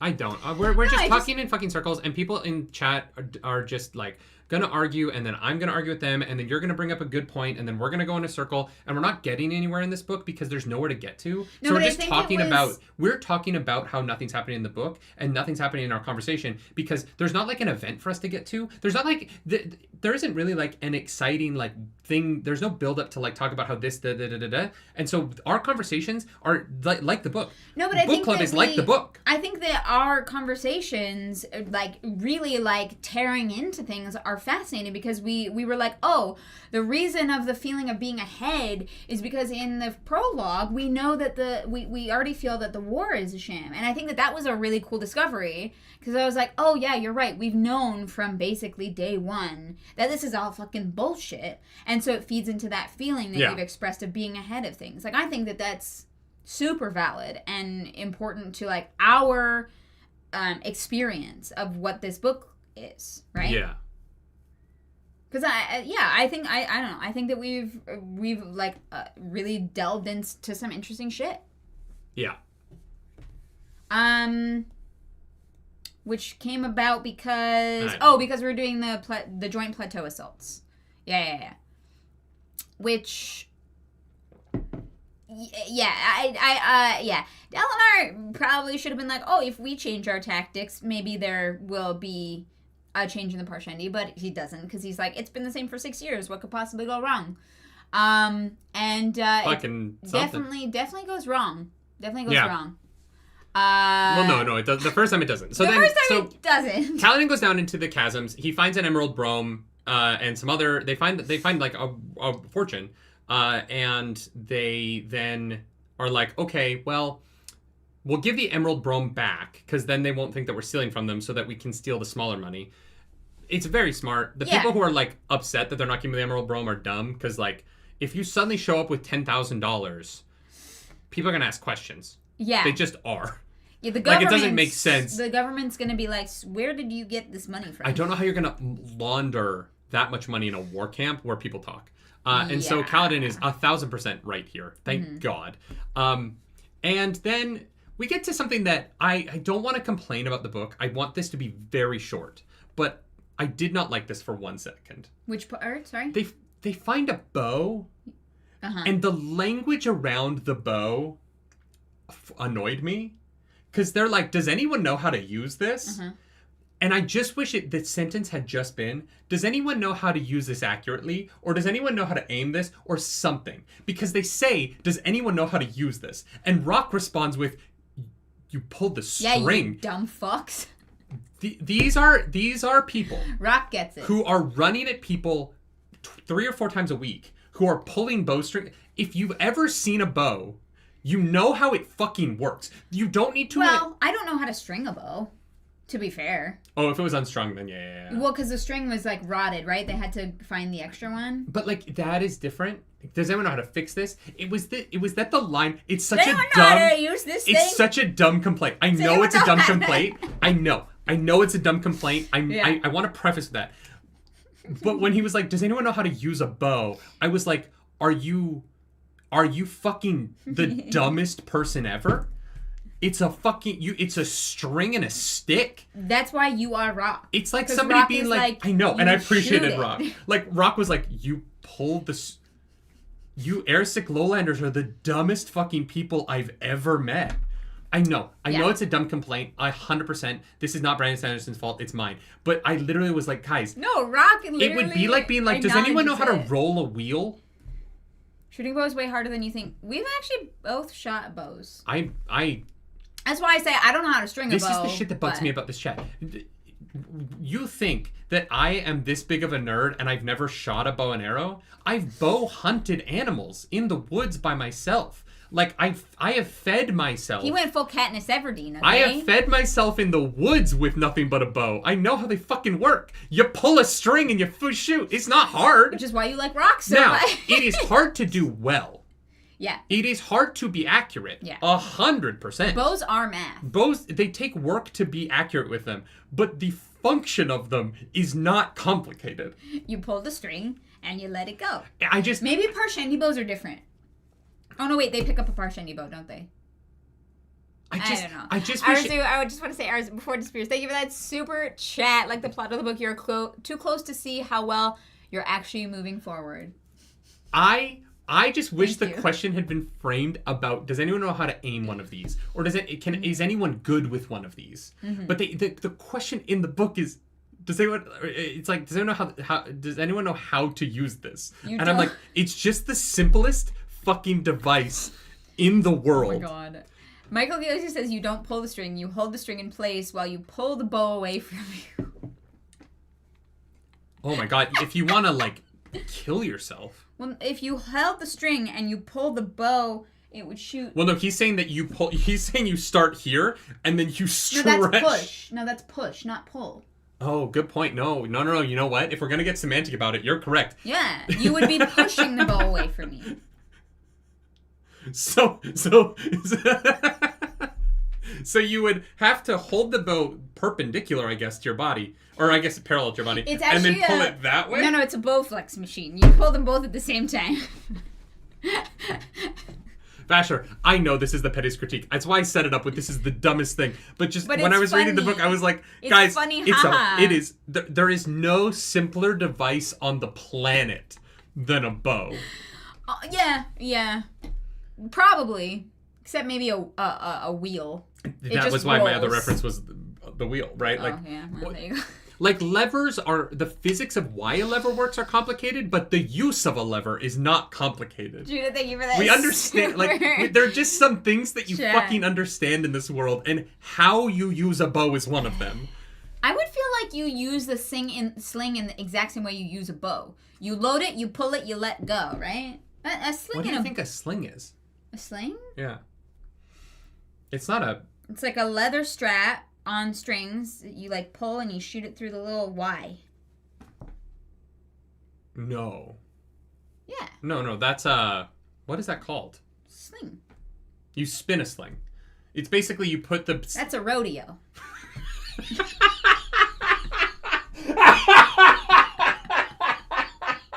What? spin the thingy around. That's the rodeo.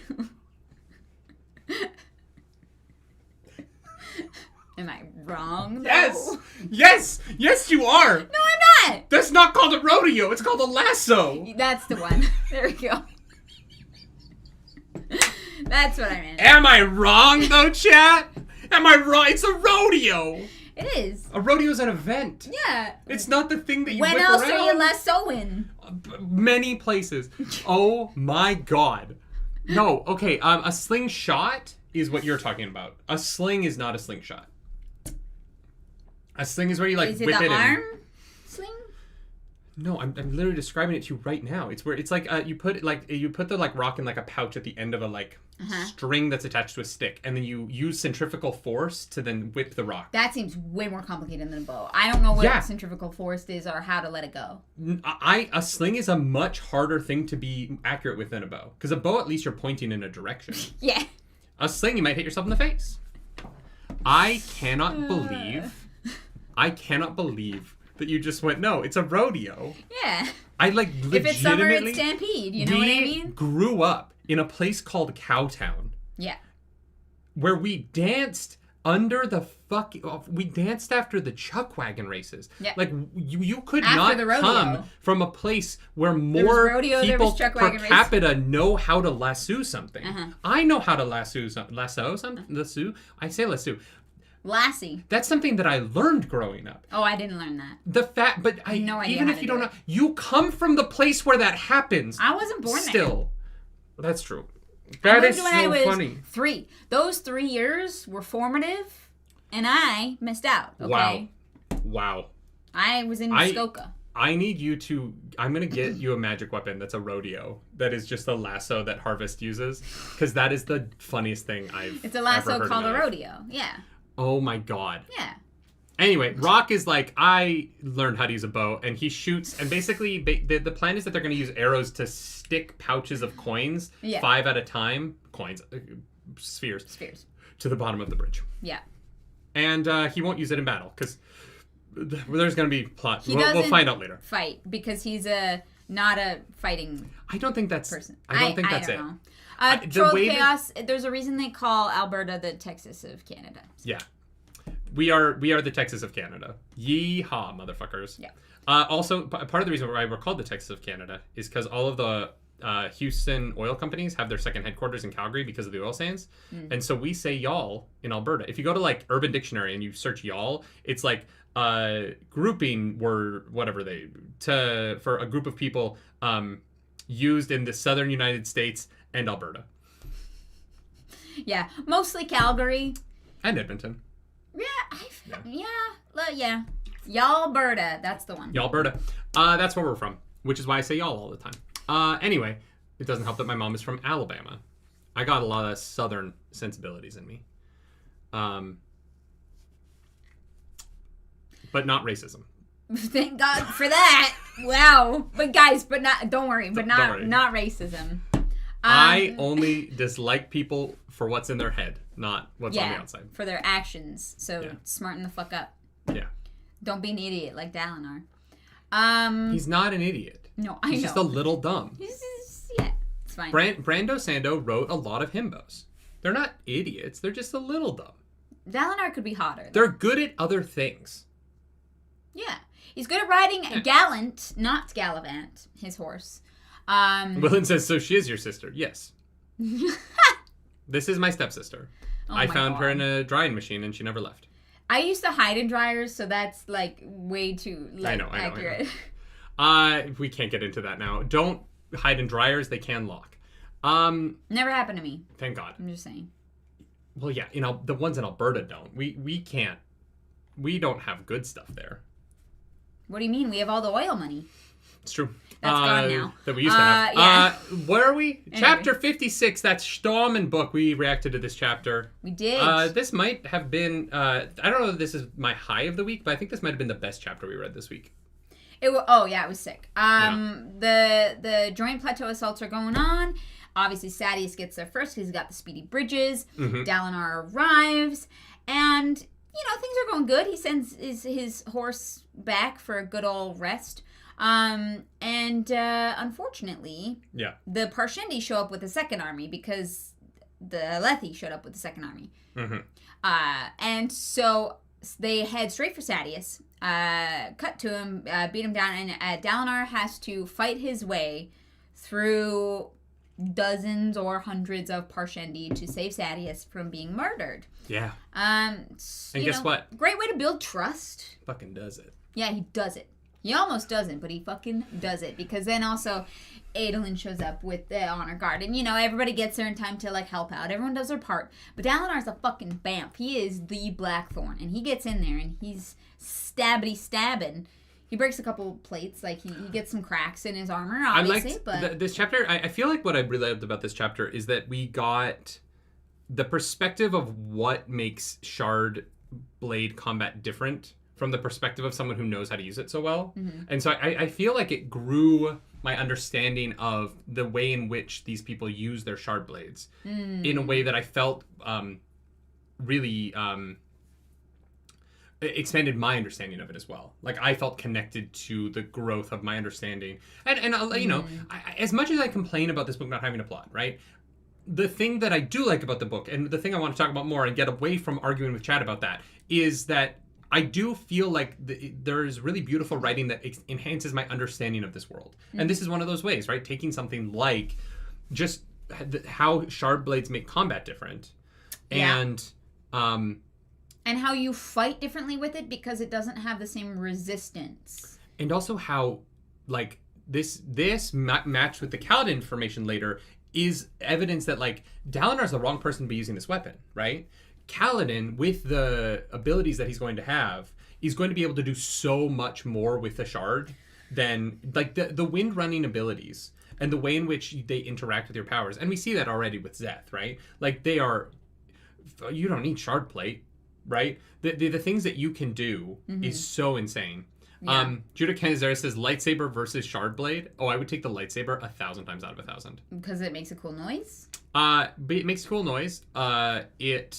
You can toast your bread with it. Doesn't take 10 seconds or 10 heartbeats to have in your hand. Oh, yeah, okay. You can, cut off a limb, but I feel like it is... You can cut off... You can't. You kill the limb, so they just have a dead limb hanging on them for the rest of their life. You could cut it off after. Yeah, but so the problem is that I'm assuming that blood still pumps through it, so you're going to cause a lot more death via infection in a world that doesn't have great medicine technology. Whereas with a lightsaber, because it cauterizes the wound on the way through, you actually are going to leave more limbs. You're going to kill fewer people with non-lethal but debilitating blows. I want a shard blade because it would be twice the size of me, and I just think it would be for comedy. Yeah, that also seems like a problem to me. It's hard. It's actually harder to avoid your allies if you've got a shard blade because it's so big. Mm-hmm. Lightsaber is a little more intricate like that. I should say, just because someone's gonna say this, lightsabers aren't actually hot. What do you mean? They're not actually they're not hot. I can't toast my bread? You can toast with the plasma, but they're not hot. Someone will comment that because it's a Star Wars thing. Yeah. And I'm also 6'4", so I don't need reach advantage, right? James Ross, I've already got reach advantage. I just want a lightsaber. Kevin says people can't take your shard blade away from you. Good point. They can't. So then Dalinar, Sadeas gets up and is like, yo, you came to save me. What the fuck, dude? And he's like, well, I've been reading the Way of Kings. And Sadeas is like, well, I guess I won't make fun of your book anymore because it is the reason I'm alive. And so I guess I will, I don't know, send me a copy. I'll start reading the Way of Kings. This chapter rocked. I thought the combat was great. I really loved... you can only throw your lightsaber like a boomerang if you have the Force Blinded Fool. So that is kind of a downside to that side of it. So if you don't have the Force, then I guess I would take the shard blade. But if I do have the Force, I would take the lightsaber, if that makes sense. Although if I'm a Windrunner, would I take the shard blade then? No, I want a lightsaber more. They're cool and they make a fun noise. I like the noise. The other thing I really liked about this chapter is we get a lot of Dalinar's relationship with his horse in it. In the way that he... Gallant. I made that mistake in the reaction. I know. No, so I really enjoyed getting to read about Dalinar's relationship with his horse and combat, and the fact that he is able to magically summon his horse by yelling over a battlefield through his shard helmet. Like, unless the shard helmet has speakers on it, there's no fucking way that horse heard him. That'd be useful as a commander. If it had, like, if there was, like, a microphone. Yeah. It's just, like, amplified. Like, the idea that someone with a helmet on could yell over a battlefield of 1,000 people to his horse, I was like, this has to be magical. A battlefield where half of the soldiers are singing. Yeah. Like, there's the clank of metal. It was just one of those elements where I was like, this has to be fucking magic. There's no way this horse heard him. Well, we know that works. the Rishadium, like, kind of are magic horses. They are bigger, stronger. They are way smarter. They, like, make a connection with you. They have to, like, choose you. So, I don't know. Arzu says you don't want your own sill. You don't get a sill with your shard blade, though, or else all of them would have a spread, right? Yeah, I thought you got your own sill if you were a Windrunner. Is that what they're called? I don't think every Windrunner has a sill, though. Well, because sill is an individual. Did. Not sill specifically, but they have their own spren. Yeah, there we go. Oh, okay, yeah. Maybe they do. I don't know. We're not told that they all have one, so. But I don't think that the spren don't come with the shard blade. No, because Kaladin doesn't have a shard blade. Yeah. Dalinar doesn't have a spren. No. Nerdy was talking about being a Windrunner. I don't know if I would want a pixie that's like following me around watching me have sex. Well, she leaves. Like, she's not always there. She literally goes away. Like, it's bad enough when your, like, dog always barges in the room when you're mid-coitus, but the idea that I would have a pixie who is known for, like, sticking things together, who might show up and fuck around with my sex life, actually sounds like a nightmare. Just bind you together. I didn't say don't want to be a Windrunner. I'm saying that I would choose having a lightsaber and the Force over being a Windrunner with a shard blade. I don't not want to be a Windrunner. It would be cool to have magic powers. I'm saying that I would choose Jedi Force powers and lightsaber over Windrunner and shard blade. I wouldn't, because I feel like I would become a Sith. You know what I mean? The Force thingy, like, I'm not a good person. Like, I feel like I would just become a Sith and then it would be bad for everybody. But if I was just a Windrunner, like, I wouldn't be, like, tempted by the dark side of the Force because I wouldn't have the Force. Carrie-Ann says it's not Windrunner, it's Surgebinder. No, Szeth is a Surgebinder. Kaladin is a Windrunner. I don't know why they're different. Which I think are names for the same thing. I don't think they are. I think that they have some similar powers, but I think that Kaladin is going to be not very good at surge binding. No, they reference the surge binders in the flashback. No, I know. I'm saying that I think that Kaladin, because they call Kaladin a Windrunner, I think that it's implying that his strengths are going to be in other... I think they're going to have the same base power set, right? But I think that it's going to be like subclasses of... Right? Like, being a Windrunner is going to mean that you're better at this than... Like, Szeth is really good at the gravity stuff. And I think that Kaladin might be, like, really good at... Like, be able to do the gravity stuff. But it's sort of like Wizards in D&D. What other stuff, though? We only have seen gravity stuff. I think Kaladin's going to be able to fly. Which is gravity stuff. No. That's just manipulating gravity. No, because Szeth is able to, like... You tether surge yourself to up. a thing. Yeah. And like, will change his gravity that way. I think that Kaladin is going to be able to have, like, freedom of movement kind of style, and is going to be better at that than Szeth. I feel like it's going to be like Mistborn, where you push and pull against things. But That's even fine. But in Mistborn, like, Kaladin or Kelsier was really good at certain things that Vin was not as good at, and Vin was really good at moving around in a way that, like... Yeah, but they still had the exact same abilities. That's what I'm saying, though, is that it's subclasses, not classes. I think they're going to have the same abilities available to them, but they're calling Kaladin a Windrunner because he's going to be naturally better at certain abilities in the future. I'm not saying based on the information we have now. I'm saying the fact that there are 2 words for it implies to me that it's like Wizards in D&D are able to use spells from any class or from any of the schools. Yeah. But, like, if you're a transmutation wizard, you pay 50 gold less to learn a spell from a transmutation school spell book, right? I think that is what the Windrunner Surgebinder thing is. Yeah, but those are literally different schools of magic, whereas, like, it seems like the one thing that they can all do is just manipulate gravity. No, they can do other things. Like what? Like, they can become a lot stronger to survive blows. They can heal fast. Oh, they I can just thought jump that high. They can run taking in far. Stormlight was those things. Like, I think that what it is all of them can take in Stormlight, and all of them can do all of the Stormlight things. But Surge Binders are really good at Surge Binding, and Windrunners are really good at getting around a battlefield very fast. I think Kaladin is going to be, like, speeding up his body and, like, running far distances very quickly and stuff like that. And I think that that's going to be... He's going to be able to do all the other stuff, but his, like, the thing he excels at, like Vin, is so good at at motion. Okay. Whereas she's not the best pewter arm, right? Mm-hmm. And I think that that's going to be what the different words are. I think they're all going to be Radiance, because there's 10 schools of Radiance. Uh-huh. Or there's 10 orders. Yeah, but I didn't think that had to do with their magical powers. I thought that had to do with, like, what they believe and the ideals they uphold. Yeah, but there's something in the ideals they uphold, because Kaladin says the ideal, and then it, like, infuses him better. And so I think that but that's the one that everyone has. I know, but I think there's going to be something about him, like, I think Windrunner is going to be the, like, order of Radiant that he descends from, and he is going to be better at that order's skills. All right. And Zeth will have descended from a different order of Radiance. I think that's going to be the difference between Surgebinder and Windrunner. Johnny Coleman, thank you for that super chat. Thank you, Johnny. Nerdy, I won't argue about the lack of plot. I promise you've arrived at the plot, and that... Oh, I definitely got the feeling. I think... Words of Radiance. It's the next book. Oh, is all plot. I was like, I agree with that. I think the plot is about to, kick in hard.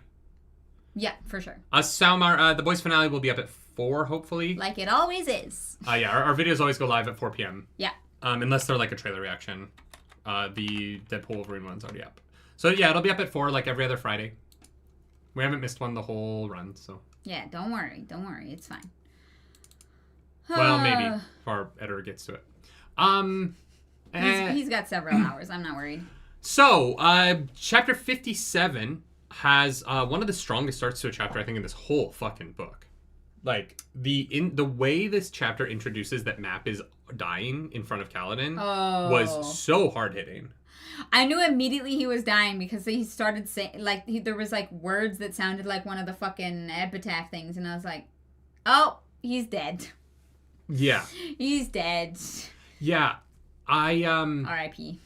I really loved the opening of this chapter. I thought it was so well executed. Yeah. You know what I mean? Like the horror of it I thought was really strong. Especially given that so many people die in the previous chapter in the fight. And it's really just so much about Sadeas that, like, the horror of it I feel like was a little lost. Coming back in the next chapter with the horror of the war for the smaller folk, I think was a really smart choice by Brandon Sanderson, and it made the beginning of this hit hard. Yeah, 100%. And it motivates a lot of what Kaladin goes through in this chapter, which is the real change that comes about him, right? In how he decides he's going to interact with everything, leading up to this conversation where he talks to Hoyd. But he kind of, like, this causes him to go up to Teft and is like, Teft, what the fuck is going on? And so Teft tries to punch him in the face. And Kaladin uses magic to block it. Yeah, he, like, instinctively takes in the Stormlight. Yeah. Which he doesn't, like, realize. The spheres are now done. They're now Dune. We've been doomed. Yeah. His thing is, like, sticking to the wall. Kaladin should have figured out that he had this magical ability, because every time anything magical happened around him, that song does play. Yeah, it's really weird. Yeah. Over the battlefield, Dalinar is like, what the fuck that's is the that Parshendi, noise? Actually. That's the Parshendi song. Yeah. Can you imagine if that's what they use for whatever the, like, adaptation of this is? Is they're just over there singing fucking, like, the throat songs from Dune? Oh, yeah, no, it'd be great. Honestly, dig it. You've been Dune! Okay. Yeah.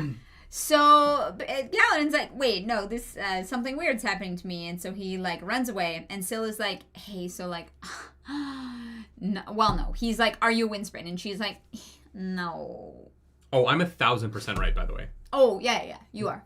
Honor Spren. Yeah, you said Honor Spren. She doesn't know she's an Honor Spren yet?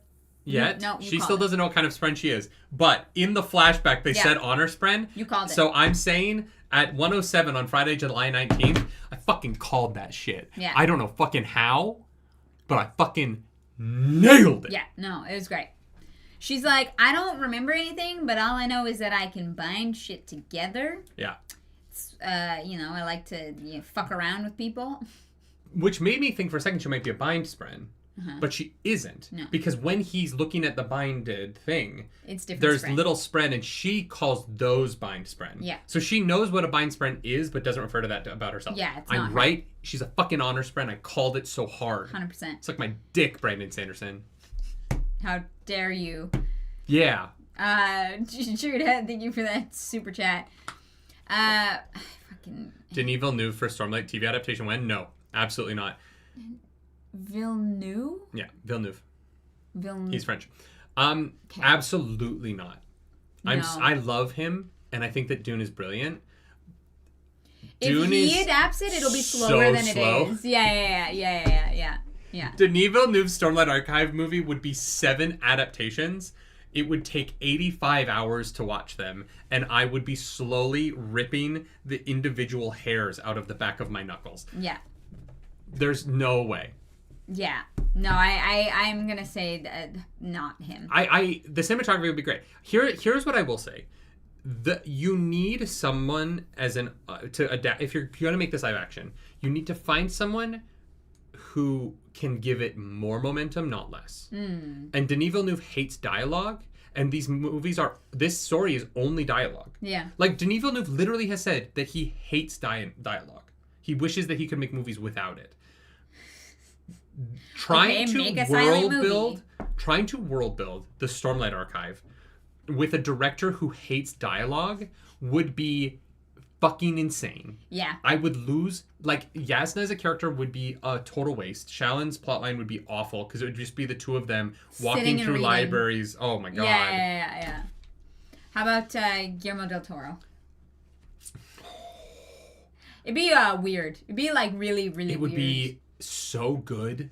Oh, it'd be great. Yeah. It would be, oh my god, Guillermo del Toro doing the Parshendi. They would be so, the whole movie would be about, like, Shallon fucking Parshendi, but it would be so...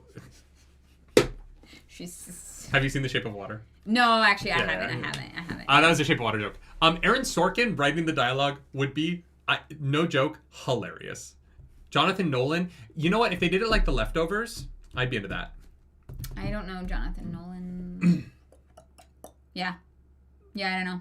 You have to admit Denis Villeneuve would have a bunch of sick Parshendi singing all over the place, like half the runtime. Oh, 1,000%. Oh, yeah. No, that's all it would be. Oh, Nimvin, Peter Jackson is the right choice. I just don't know that he would do it. Yeah, well, I don't know if he wouldn't or not. I don't know. Peter Jackson is 1,000% the correct choice to adapt this. Yeah, probably. Constant large-scale battles and walking across plains for hours. Name a director who has made walking across open space over Howard Shore's music beautiful Denis Villeneuve. For 12 hours. Blech. Denis Villeneuve did not make the walking beautiful. I don't know.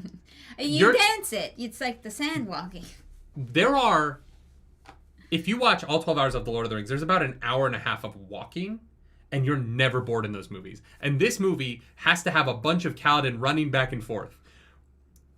This movie's going to be like 20% Kaladin just running. Oh my god, Rocky. Tom Cruise. Rocky. Oh. Tom Cruise should be Kaladin because he runs in everything. Oh.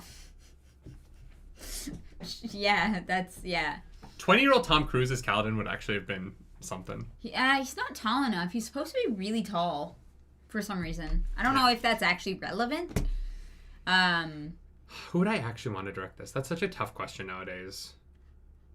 I don't know. I feel like we're lacking in the big scale action directors now, and so I'm going to people who did it 20 years ago. Absolutely not Christopher Nolan. Get the fuck out of here. Christopher Nolan would be so funny because it'd be like you couldn't hear really anything. Important world building going on, and in the background just the Parshendi singing, and you're like, hello, what? What was that? Sorry, the scene I in need Tenet, fucking subtitles. The scene in Tenet where they're explaining the end of the movie next to the engine of a giant boat that is so loud that you can't understand. The dialogue about the end of the movie is one of the most baffling creative decisions I've ever seen a director make. And I'm not a Christopher Nolan hater.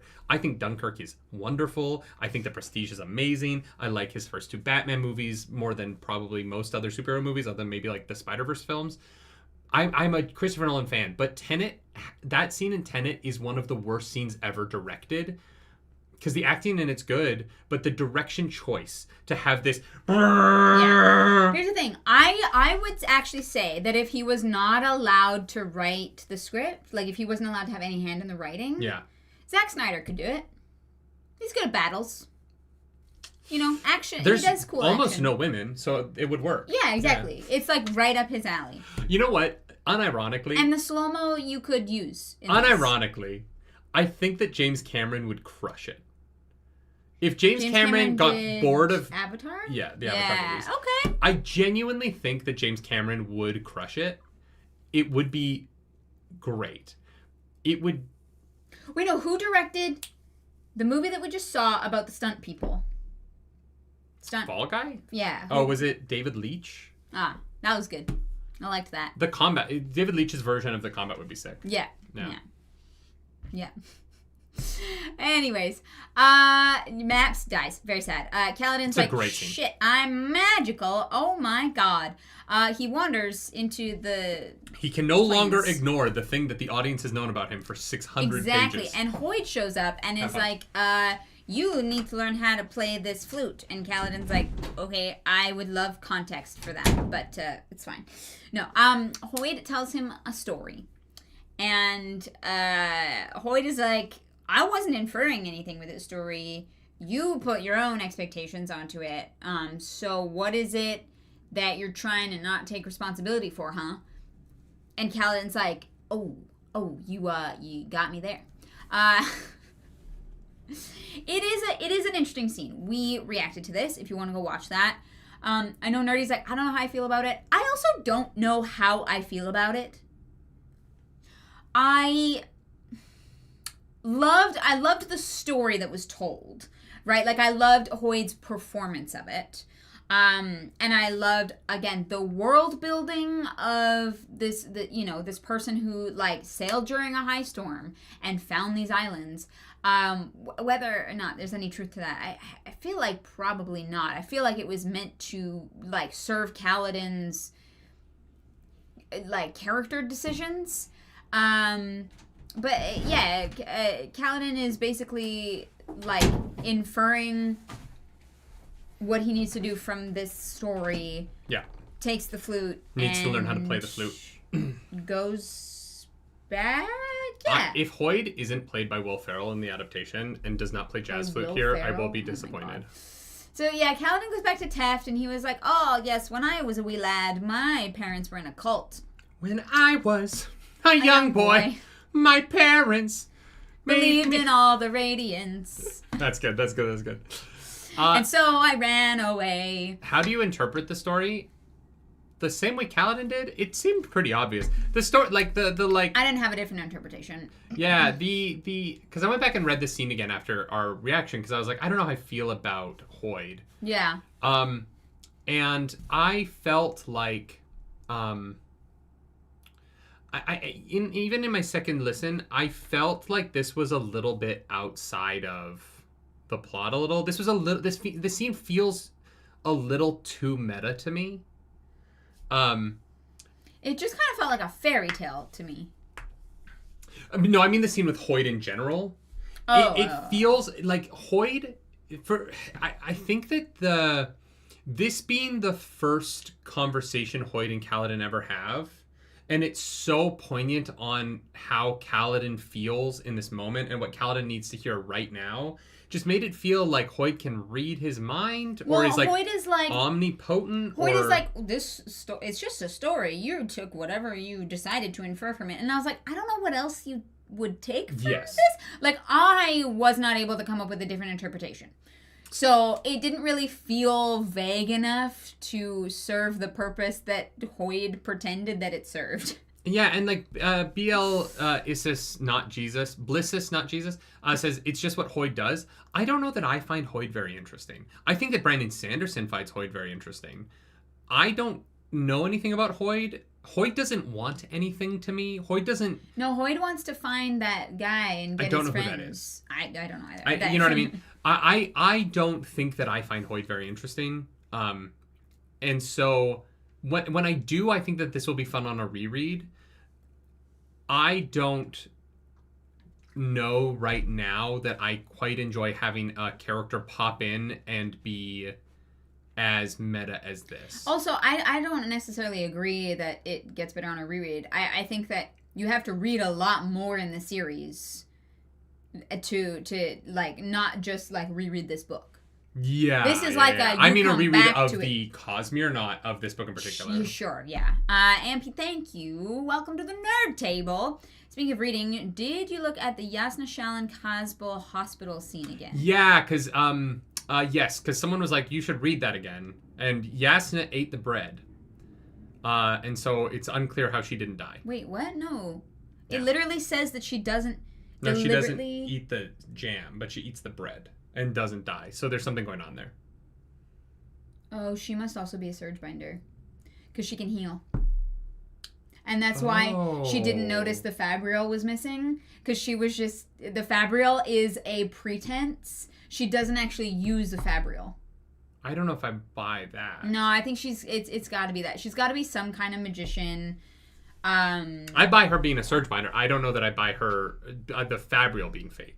Yeah, no, I think that's just like for her to pretend so that she can do magic, which is why she didn't notice. Which is why her hand motions are different than what the... Yeah, because so she's doing magic different than what the Ardents do. Exactly. Kaz was like, oh, you just tap it or whatever, and Shallan's like, no, I tried that, and Yasna doesn't do that. Yasna waves her hands. Interesting, yeah. Okay. All right. So she must be able to like expel the poison or something. Well, yeah, Kaladin Well, then maybe she's not a surge binder either. Maybe she's another school. Yeah. And, like, body stuff is what she's really good at. But she says she's really bad at blood magic. Oh, yeah. I don't know. But, yeah, if there are 10 different orders or whatever it is, and, like, our characters are descendants of, like, different orders... Yeah, we'll figure that out later because we don't know any more about that. I want to say this about Hoyd here because it just came to me. Yeah, okay. I liked Hoyd as Wit because it felt like a character from another universe came in and is interacting with this universe, not having God knowledge. Yeah. I don't know that I like Hoyd in this scene because it feels like he is God. For the first time, yes. Hoyd feels like God here. Yeah. Where he is... too aware of the plot of the Cosmere. Yeah. And it actually I like him when he's Wit. It made Hoyd less interesting to me because Hoyd now can read Kaladin's mind. Yeah. Or like knows the future or something along those lines. What do you think? Which makes the whole of the Cosmere less interesting to me if he can see the future. I don't want Hoyd to be able to be omnipotent. That is not fun to me. But I actually don't think that I like the Hoyd stuff here as much because of that. Okay. I have a theory about the flute. Do you? The flute? Yeah, he's like, you have to learn how to play this. Oh, I was going to assume it had something to do with the breath and the stormlight. Yeah. Yeah. Because the Parshendi sing as well and they make music, like the... Oh, yeah. Like, okay. the taking in of stormlight and directing it through music, through, like, a flute, has to... Maybe the Parshendi either are descendants of the Radiants or, like, revere them. And if... I don't know. It's not a fully fledged hypothesis. It's just interesting. Yeah. But yes, the holding in the breath and... Maybe the flute actually has nothing to do with it and there's nothing special about it. He just wants Kaladin to be able to have better breath control. But he doesn't want to tell him to be a singer. He gives him a flute to practice with so that he just has better lung control. Yeah. Yeah, no, I don't know. I think ultimately, like, the Hoyd thing is just too meta for me. Sure. Judah Canizares, thank you about that super chat. Hoyd is the devil you know archetype is how I feel. That's an interesting way to look at it, yeah. Sure, okay, yeah, I get that. Yeah. That's fair. Yeah, that's so... Yeah. Yeah. Do you think that's fair, though? I don't hate it. This scene's fun. I also don't know how I feel about it. It's a little too... I don't know. Especially because the story felt so direct to me. Well, and then he's like, I'll see you soon, Kaladin Stormblast. Mm-hmm. Was like... So all right, dude. Are you supposed to be Are you supposed to be like all the shards in one person or something? No, he's got his own shard. He's got his own shard. Chapter 58 is The Journey, and basically starts with Adolin like chilling. He's like having like weak wine. I'm assuming that like yellow wine is like less winey wine. And so he's like, it's fine. I can relax a little bit. I think it's white wine. Is white wine more alcoholic or sorry, less alcoholic than red wine? No. Sure. White wine will fuck you up. It makes me sleepy as fuck. Yeah. I think that it might be watered down. Yeah, but then it just tastes bad. Well, I don't know. So they're hanging out. People put like ice in their white wine, so that's true. So they're chatting. They're hanging out. Adolin calls his lady friend very smart. Yeah, it's sweet. Danlin. Yeah, he's like, Danlin, stop undercutting yourself. You say very smart things, and she's like, oh wow, thank you. Yeah. So Adolin's got some charm. You know, he's not totally like oblivious. I don't know. We haven't seen him interact. We only saw him with the other like woman that he was kind of courting, and we know he goes to him real fast, so he kind of seems like a dunce. But like, it's a good compliment. It's genuine. It feels like he meant it, and so it was a good moment. Adolin is basically complaining about his dad, but also like not, and he's talking with Dalinar. He's talking about with his friends about like how his dad won't let them like wear fun clothes. Yeah. But then he gets up and he starts walking to his duel with Bright Lord Rezi. Yeah. And on his walk, he's looking around and he's like, wait a second. People are dying and we're like partying? Like, oh, maybe my dad's right. Oh, wait a second. The reason that officers have uniforms is so they can be easily identifiable in times of war. Wow, what a thought. Well, and also just to look like they're taking it seriously. Yeah. And I think that that's a really mature realization that Adolin makes. Yeah, Adolin's growing up. Yeah. Oh, boy. And then we cut over to the war, the Coliseum, where Denzel Washington is hanging out, just, interacting with the gladiators. And Dalinar's there, and he is reciting passages from memory. Oh, of the Way of Kings, because reading is woman stuff. Yes. But memorizing all the words and being able to do it in order is not, because that makes sense. And so he's like going on this whole thing about how Nohadon, which is a name that we have to know because we're about to have a flashback where we meet him, where he tells this whole story to Sadeas and Elhokar as they're watching Light Eyes have fights waiting for Adolin. And Sadeas is way more into it than you'd think. He's kind of into it, and it's interesting. He seems like he is more into it than he's letting on, because at the end he's like, oh, send it over. But I do appreciate that he engages with the material and is asking questions, instead of just kind of only scoffing at it, he scoffs at it. But in a way, only lightly. Yeah. Like he's. I think the lady doth protesteth too much. Sure. Yeah. Which is fun, and Elhokar is not paying any fucking attention at all because he's an idiot. Elhokar is truly the himbo of the series. He likes duels. He likes watching duels. Manly stuffs. But he is also incredibly paranoid and makes a weird passing mention about the shape-headed thingies that Shallan has been seeing. Yeah. So, don't know what it means. But maybe Elhokar isn't actually, like, paranoid. Maybe, like, he's actually seeing things that are there. I don't know. We don't know what these people are or how Shallan is able to kind of see that they're there. And so I don't know how Elhokar is able to kind of see that they're there either. Yeah.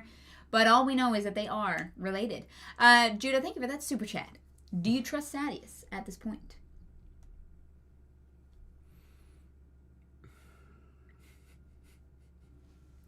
I'm just going to say yes. Okay. I don't want to get into it for another 20 minutes, so yes, I do. You trust Sadeas because there's no plot? Is that... Yeah. There's nothing, there's no movement in any direction on anything. And so it's like Sadeas is plotting to, I don't know.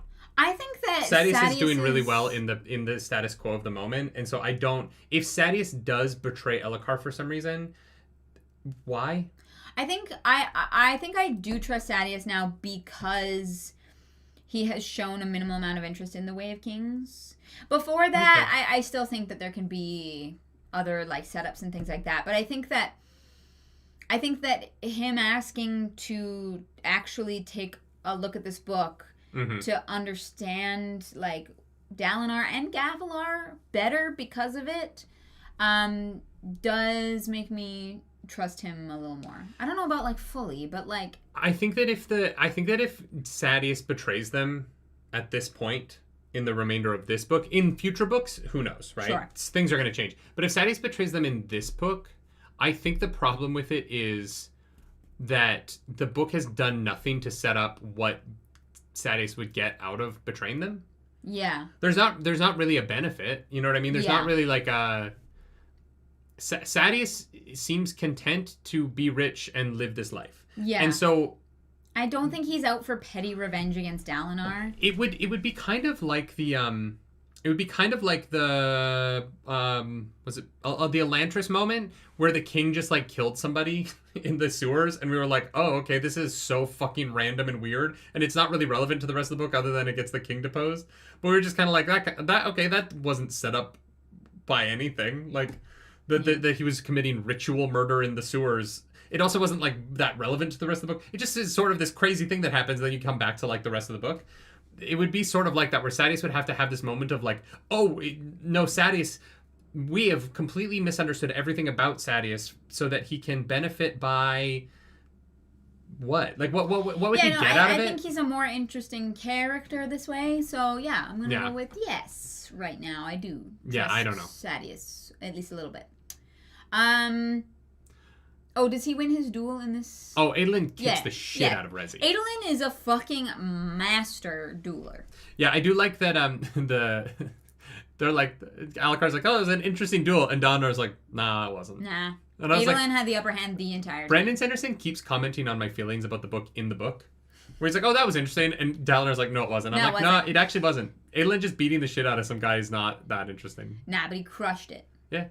Chapter 59. Oh, one thing I do like about it though is the thing that's interesting about the scene, Adolin's fight isn't, which is why we don't see it from his POV, right? Yeah. We see it from Dalinar's POV because Dalinar has this moment where he we can't skip over this. Elhokar is like, well, do you actually want to leave? This moment, yeah. And Dalinar is like, because Dalinar basically says, like, I wish that we could have peace so that Adolin could focus on the dueling because he's so good at it. Yeah. And this is why this isn't from Adolin's POV, right? Adolin's POV is his realization of why his dad... Like, the plot of this book, this is how much the plot moves in this book. The point of Adolin's POV in this chapter is so that the book can tell us how Adolin realized that his father's dress code is good. That is the that is the level at which the plot moves forward in this novel. The dress code is good? No, it's the respect. Yes, the reason why his father's adherence to the dress code is great is like half a chapter of this book. I think it's 3 pages. That is the speed at which we are moving here. But the interesting thing in Dalinar's point of view is that he's like, well, I think that if we had peace, my son could focus on this thing he's really good at. And Elhokar's like, well, do you actually want to do that? Like, are you actually a coward? And he's like, I'm not a coward. I would go home, shore up Elhokar, get all these high princes' fucking asses under me again, and then I would investigate the Parshendi because I recently realized they might be women. And 6 years in, I like looked at their faces and went, that's different. It's a little weird. And I would do it with the intention of striking out against the king of the Parshendi instead of just kind of fighting them on the plains randomly. And Elhokar's like, oh, hey, that's a good idea. Or discovering a setup because this is all a little sus. And no, it was a great moment for Elhokar as well. Yeah. I mean, like, not just being a dumbass, but Mhm. actually like having some kind of understanding and possibly considering it. Like he has a moment of reflection, which you're I'm glad we didn't miss that because that was great. It was great, and I like that Dalinar, because of the way King's Dalinar looks at dueling in a certain way, but his understanding of his son and how good his son is at them allows him to like complicate his own view of dueling, which I think is a really interesting moment of revelation for us of Dalinar's character. Yeah. 59, our final Kaladin chapter of the week is An Honor.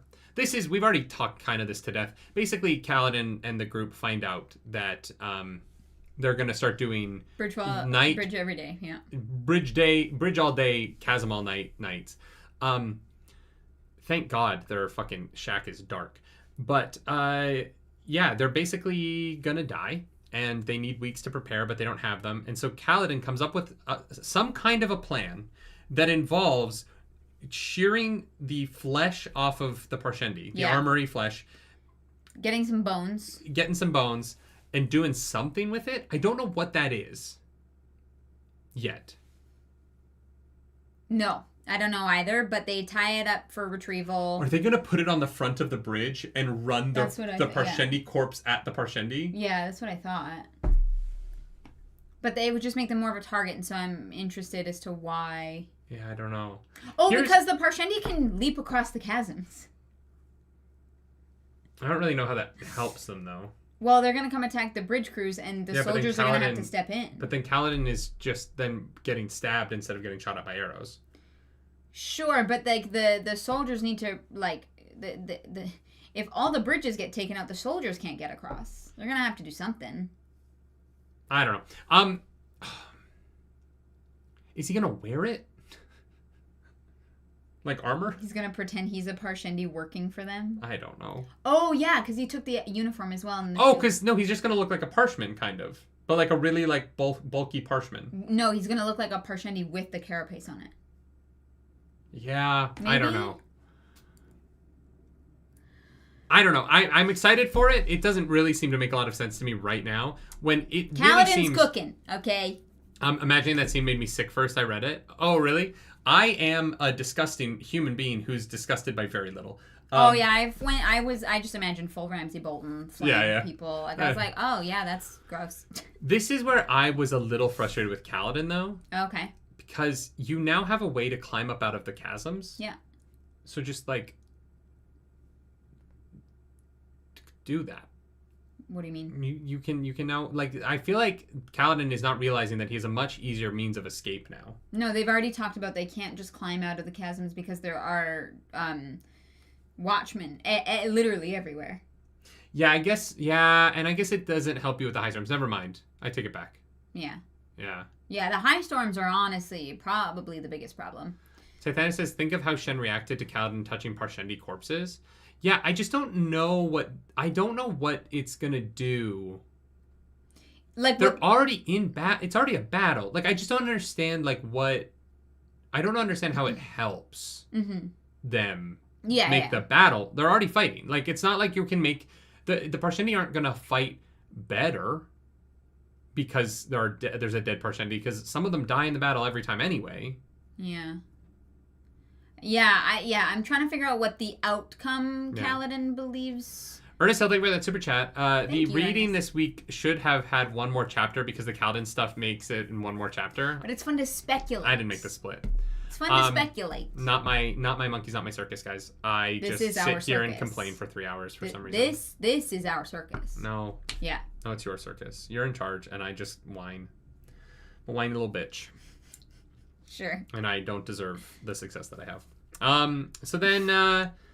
wow. It's Kaladin... shit on ourselves day. Kaladin realizes that he can, say the oaths to get his Stormlight infusions working, and climbs the wall to... Oh, no, he breathed it in, I thought.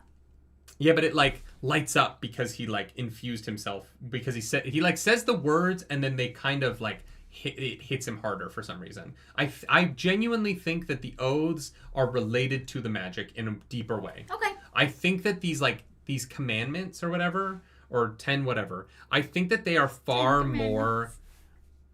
I think they are far more tied to the Stormlight magic because the Storm Lord is Storm King. a person. So I think the more you hold to the oaths to him, the more ability you're going to have.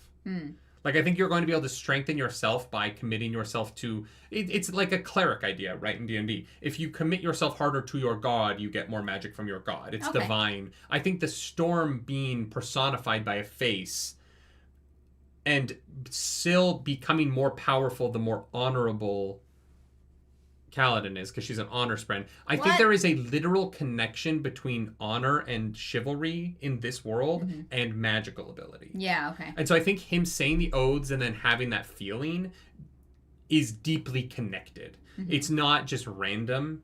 I think that there is something about his connection to the Stormlord and the fact that the Stormlord looked at him in the storm and that they had that like moment together. Yeah. That is about how he's going to ascend.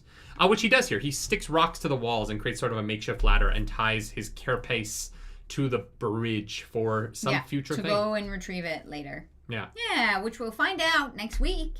The fuck's going on there? Maybe. Or it's in Words of Radiance. Who knows? Chapter 60. That which we cannot have. There's so many things I cannot have. Dairy.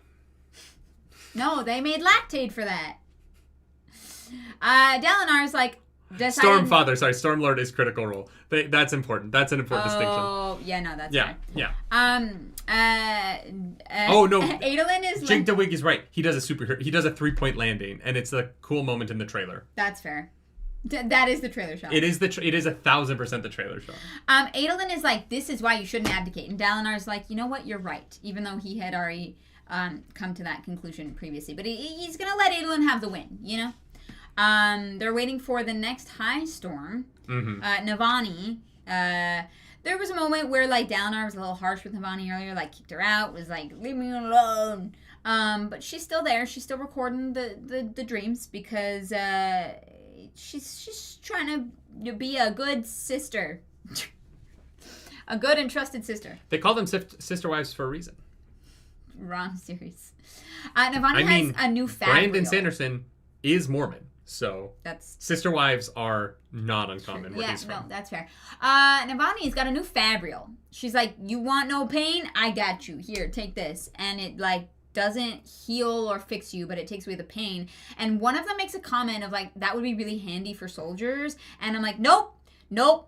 This is how you get fucking crazy zombie people who can't feel pain. No, but it is terrifying. It is useful in the battlefield of like stopping someone from going into shock so that you can get them back to a doctor. You put it on them after they're hurt. Yeah, okay, yes.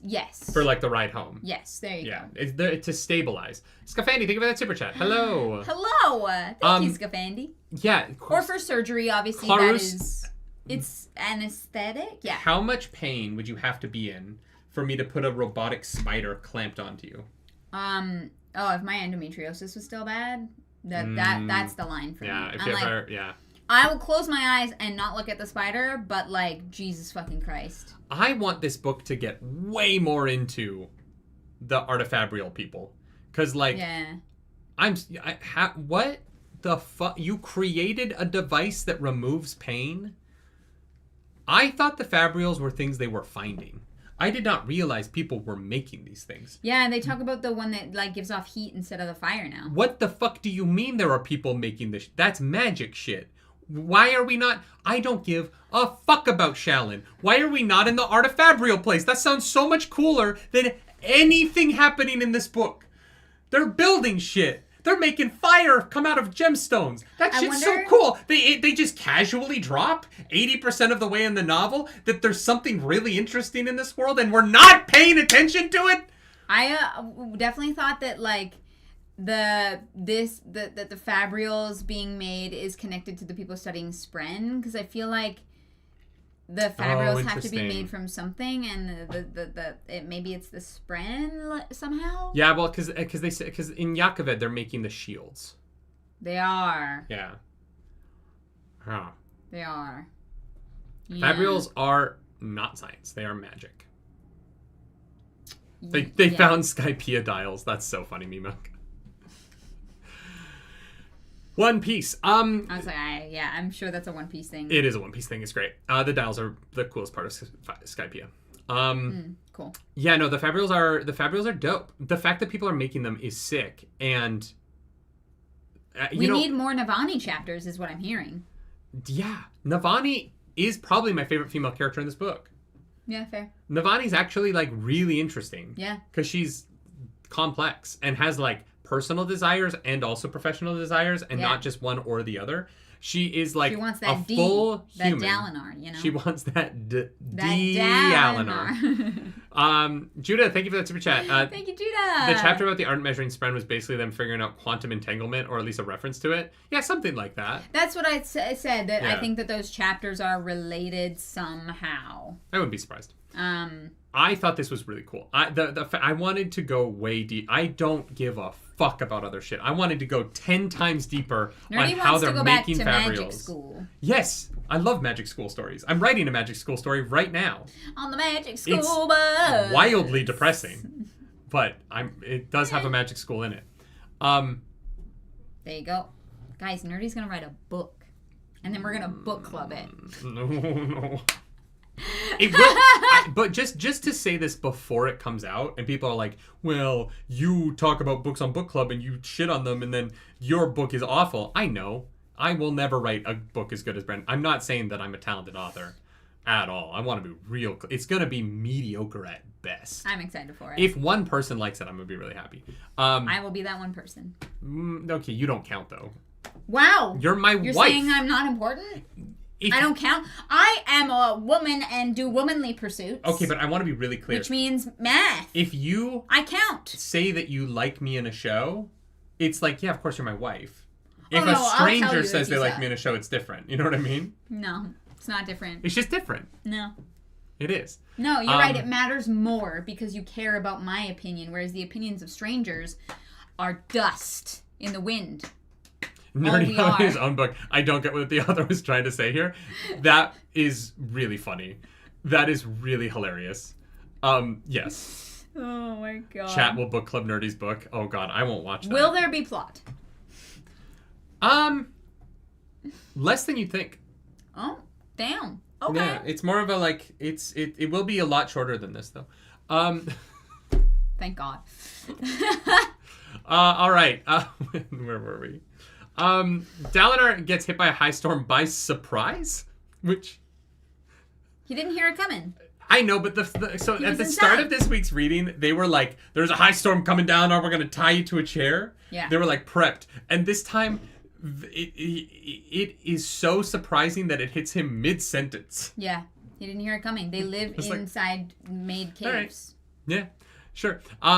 So then we get Dalinar talking to Nohadon, who wrote The Way of Kings, and Nohadon takes him to a balcony, and like 9 out of 10 people have died in a war, which is just statistically nearly impossible, right? Like there has never been a conflict in human history where 9 out of 10 people have died, right?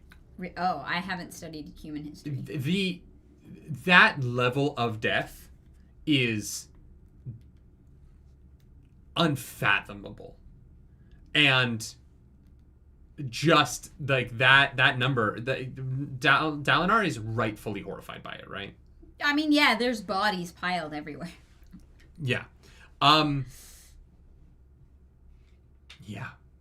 Yeah, there is. It's crazy. It's really cool. I like the scene a lot. I thought it was it's fantastic. Very fun. I took some photos of stuff that is either from The Way of Kings that they were talking about earlier, or that was like said in this chapter. Because I think that there's some like really interesting shit. The first one was from The Way of Kings, not from this like moment. But we were talking about the journey destination thing, because that is from the Radiance. Yeah. And I took a picture of it, but on Kindle you can like see when people have like highlighted stuff. Oh yeah. So this section has been highlighted 8,196 times.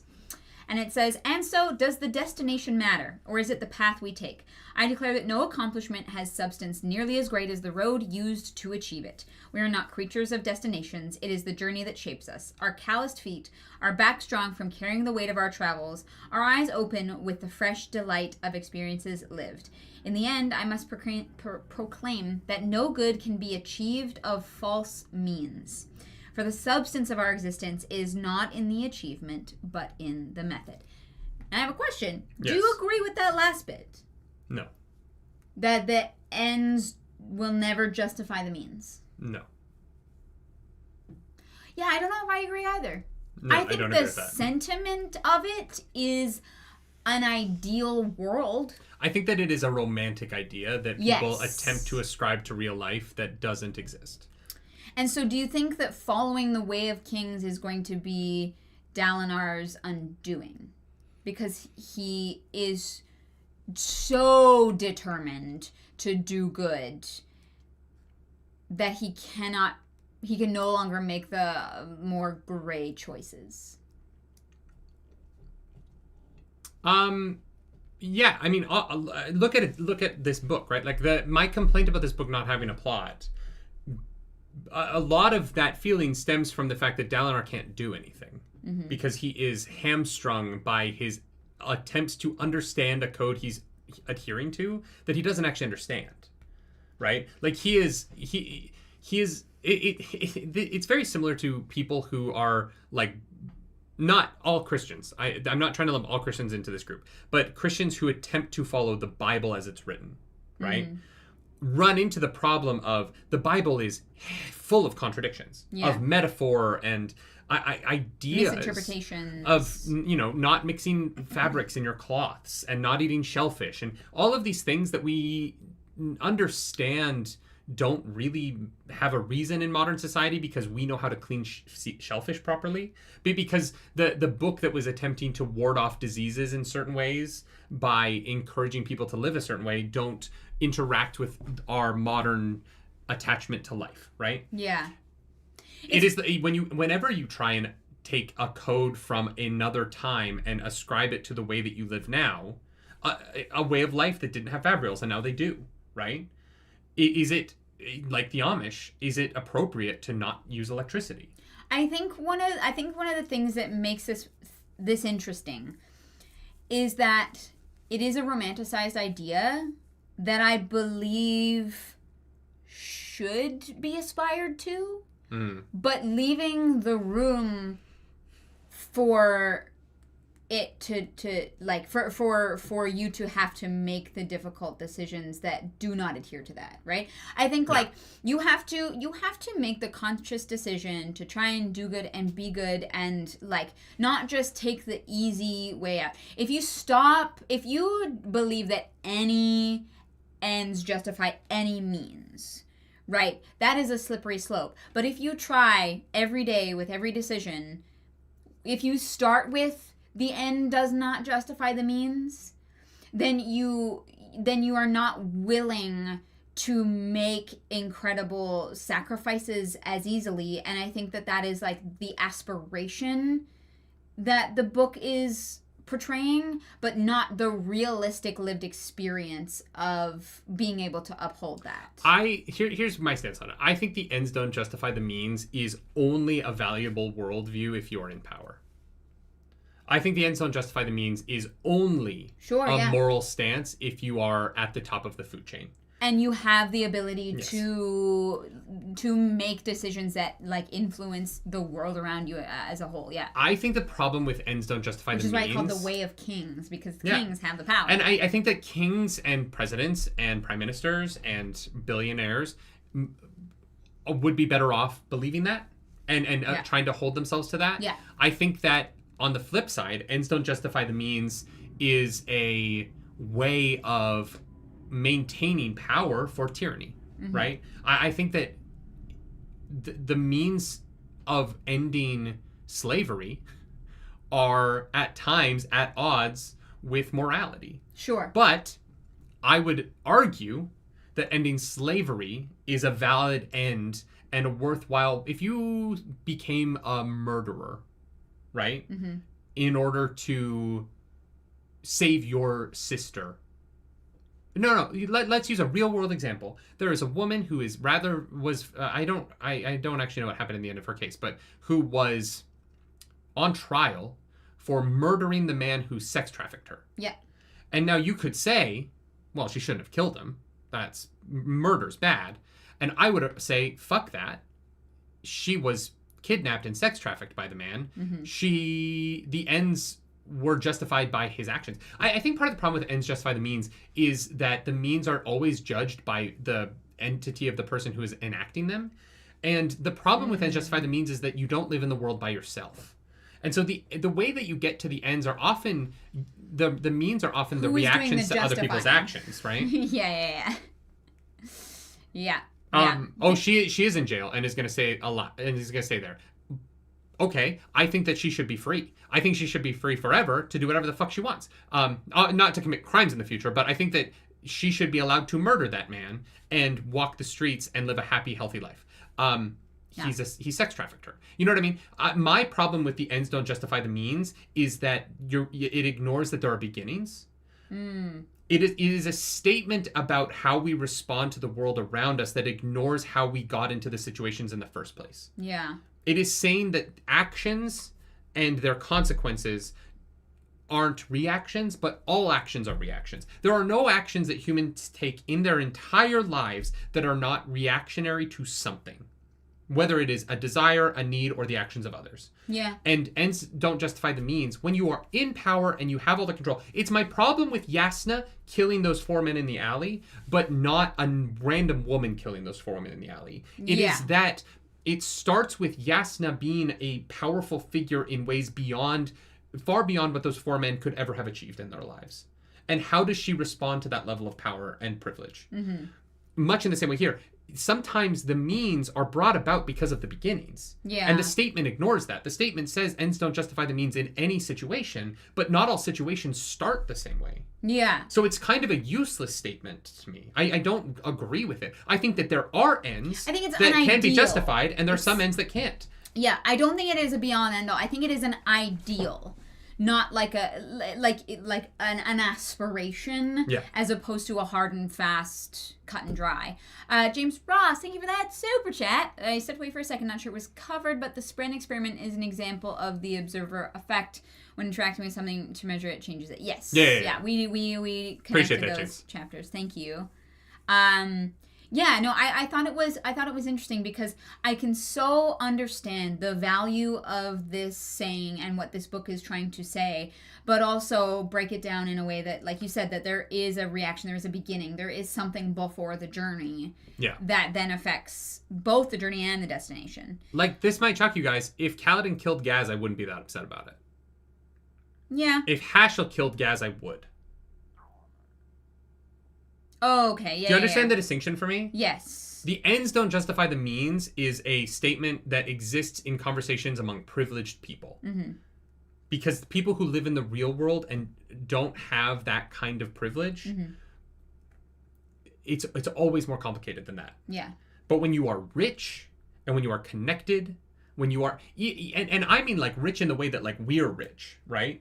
Like we're not uber wealthy. But we exist with a level of privilege where if I were to start enacting my will on the world by attacking a person of poverty or just taking whatever like moderate wealth that we have to take advantage of an 18-year-old girl who maybe grew up poor and there are internet people who take advantage of like we see that online. all the time. Yeah. I have enough followers now. We're not the biggest channel on the internet, but I have enough followers where I think that I could probably use my position to take advantage of an 18-year-old girl. Yeah. I know that because there are people with much smaller followings than I that do that. Fucking do it. Yeah. No, I know. The fact that I can doesn't mean that I should. And that's what ends don't justify the means, right? Yeah. In this case, like, if I wanted to have sex with somebody, the way I get there is important because I have power. Yeah. Right? Yeah, the And beginnings always, are what... I need to take that back. Especially sexually, it's always important that it's consensual. But the point that I'm trying to make is that when you are living in Palestine right now, trying to survive, there's a lot of people doing awful things there that I will not judge them for, because they are currently living in a food crisis that is brought about by a country that has all of the power over them at the moment. Sure, and yeah. People are going to fight and argue about Hamas and that all they want. At the end of the day, there are children who have never done anything wrong who are digging through dumpsters in the back of buildings trying to find a speck of food to survive off of. Yeah. It's disgusting. Yeah. That part of this is Israel's fault. And I understand that they are... I understand that the situation is deeply complicated and all of the elements of it, right? Yeah. I get that. But at the end of the day, destroying Hamas in the way that they have decided to go about it is clearly not justified by the worldview. Yeah. Right? There are too many countries who are currently trying to prosecute the leadership of Israel for genocide.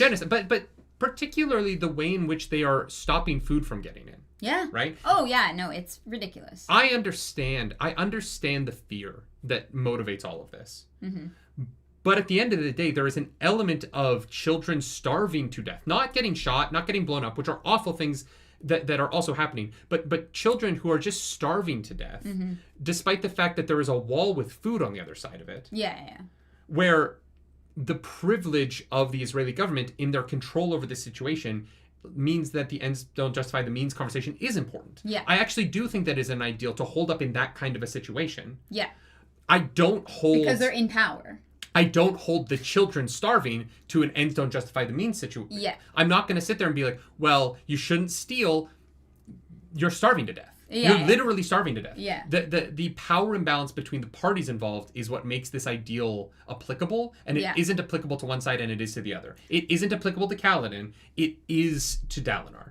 Right, and which is why I love that it is like framed in the way of kings. 100%. Yeah, that's a great point. Yeah, like it is like so intentional. And I think there was something else above that. Did we? No. You got that one, okay. Yeah, Garen, thank you so much for 10 gifted memberships. Let's thank you, Garen Barros. I appreciate it. Guys, 10 of you can now go watch the chapter reactions. Yeah, it's very sweet. Yeah, thank you. Appreciate that. Johnny Coleman, thank you for that super chat. Saying the ends don't justify the means also does not justify doing nothing. Well, and that's a problem, right? Like, not acting is the means of getting somewhere. Yeah. In some cases, right? And that's where it gets really complicated, is that you're like, if you only have bad options, then what is the value of ends don't justify the means? In a situation where nothing you do is perfect, let's tone it down a little bit. You have to break up with someone because you realize you're not in love with them anymore. Just a lower stakes conversation. You have to break up with somebody. You realize you're not in love with them anymore. You care about them. You do not want them to be hurt. Yeah. But there is no way forward to end the relationship without them being hurt somewhat. Right. That is life. There isn't always a right way out of a situation. There isn't even always a good way out of a situation. Some situations have only bad ways out. Now, you want to do the worst. You want to do the least bad way, right? The goal, do the worst thing. The goal in those situations is to find the least bad, the most safe. And in my experience, in most situations, particularly related to war, ends don't justify the means is almost meaningless because there is oftentimes very few perfect answers. No, but I think that it is so relevant because the ends don't justify the means. So don't just do whatever the fuck you want to get there. Like, actually try and find the best solution. Like the the one, if you're in a war situation, that has the least amount of casualties, right? I do think that it in a, like, flipping on its head, it does keep that relevance for sure. Garam, thank you for that super chat. The thing is that everyone should strive to achieve their goals in the most moral way possible. You should. Yes, 100%. But again, like, you cannot always. But like, morality is fluid, and so that's what's so tough. Like, Arzu says, so no breaking up texts. And I disagree with that. I think sometimes a text message is the right way to do it, because sometimes you're with a toxic person and getting into that conversation is dangerous for you, right? Sometimes the right way out is to go no contact, a text message and then no contact. You break that off in a way where you do not put yourself in the way of more harm. I think I think that a tactic that men use in order to stop women from breaking up with them is that a woman will try and do something like a breakup text. And they'll be like, well, you're disrespecting me by not having a conversation. And they'll kind of pull that relationship back into a conversation by trying to use this idea of like, you're disrespecting me or you're disrespecting what we've had. And I was stuck in a relationship for years because I would try and end it, and I like wasn't allowed, and there was like nothing I could do about it. And so, and this comes back again to the point of there are the beginnings. Yeah. There is the journey and the destination, right? There is the means and the ends, but there is also the beginnings. There is also the inciting incident. There's so much there that I think like is incredibly difficult to portray in a book like The Way of Kings, right? That feels like philosophical and like a person going through their own journey on, morality and how to go about things, right? But I think that their books aren't there to be 100% right in this way. They are there to take what you can from them and learn from people's experiences, so that when there are situations where you are having to make decisions, you can make the most informed one, right? Yeah. You can hurt the least amount of people, whatever the situation may be. Yeah. I took a picture of that section because it seemed like super poignant, and it was nice to have a discussion about it. Carry On says something I really like, which is don't let the perfect be the enemy of the good, which is true. But be good. Don't let the perfect be the enemy of the good. Yeah. Yeah. All right. And then he comes back to the present after meeting his hero. Mm-hmm. And he's like, oh, you should write a book. And the guy's like, what? I'm not going to write a book. 90% of the population just died. And he's like, well, stay king at least. Don't do anything crazy, like step down.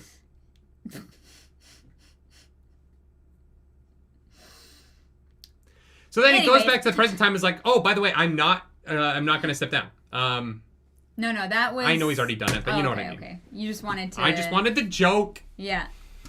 And so Navalny is like... Navalny. What am I saying? You keep saying Navalny. Is Alexei Navalny a person? I think they are, right? No idea. Is Alexei Navalny that like Russian politician that Putin just had killed in a Yeah, I couldn't. What's that place in Russia that's really cold? Russia. No. The place in Russia. Siberia. The Siberian prison, right? That's why Alexei Navalny's in my head. Okay, sure. That makes sense. Sure. I know where my head's at. Navalny. Alexei Navalny. It's kind of funny to think about Dalinar and Alexei Navalny hooking up, though, because I think that they actually have similar worldviews. You know what I mean? Like, he's a good dude. There's no gay people in Russia, babe. They don't exist there. Tell that to the gay people in Russia. No, that was the joke. Don't worry, we Serbs are used to being confused with Siberia and Syria. That's fair. So then the sounds are so similar. He's like, he was speaking, and he's like, in gibberish, and she's like, no, not gibberish. Actually, no. You are speaking the lyrics of this song that everybody knows. What? Yeah. Oh, I thought what happened was... She was like, there are lyrics to this song that are really old. Right. That no one knows what they mean, but they just sing the, like, sounds they mimic. And that's what he was basically singing. He was, like, unconscious, holding onto the back of this chair, being like, a long as fucking time ago in a land called Kickapoo, there lived a humble family, religious through and through. And Navalny's like, oh my god, he knows the song. He knows the song. Yeah, and so they realized that Navalny basically is like, nah, these are real prophecy things, real visions of the past.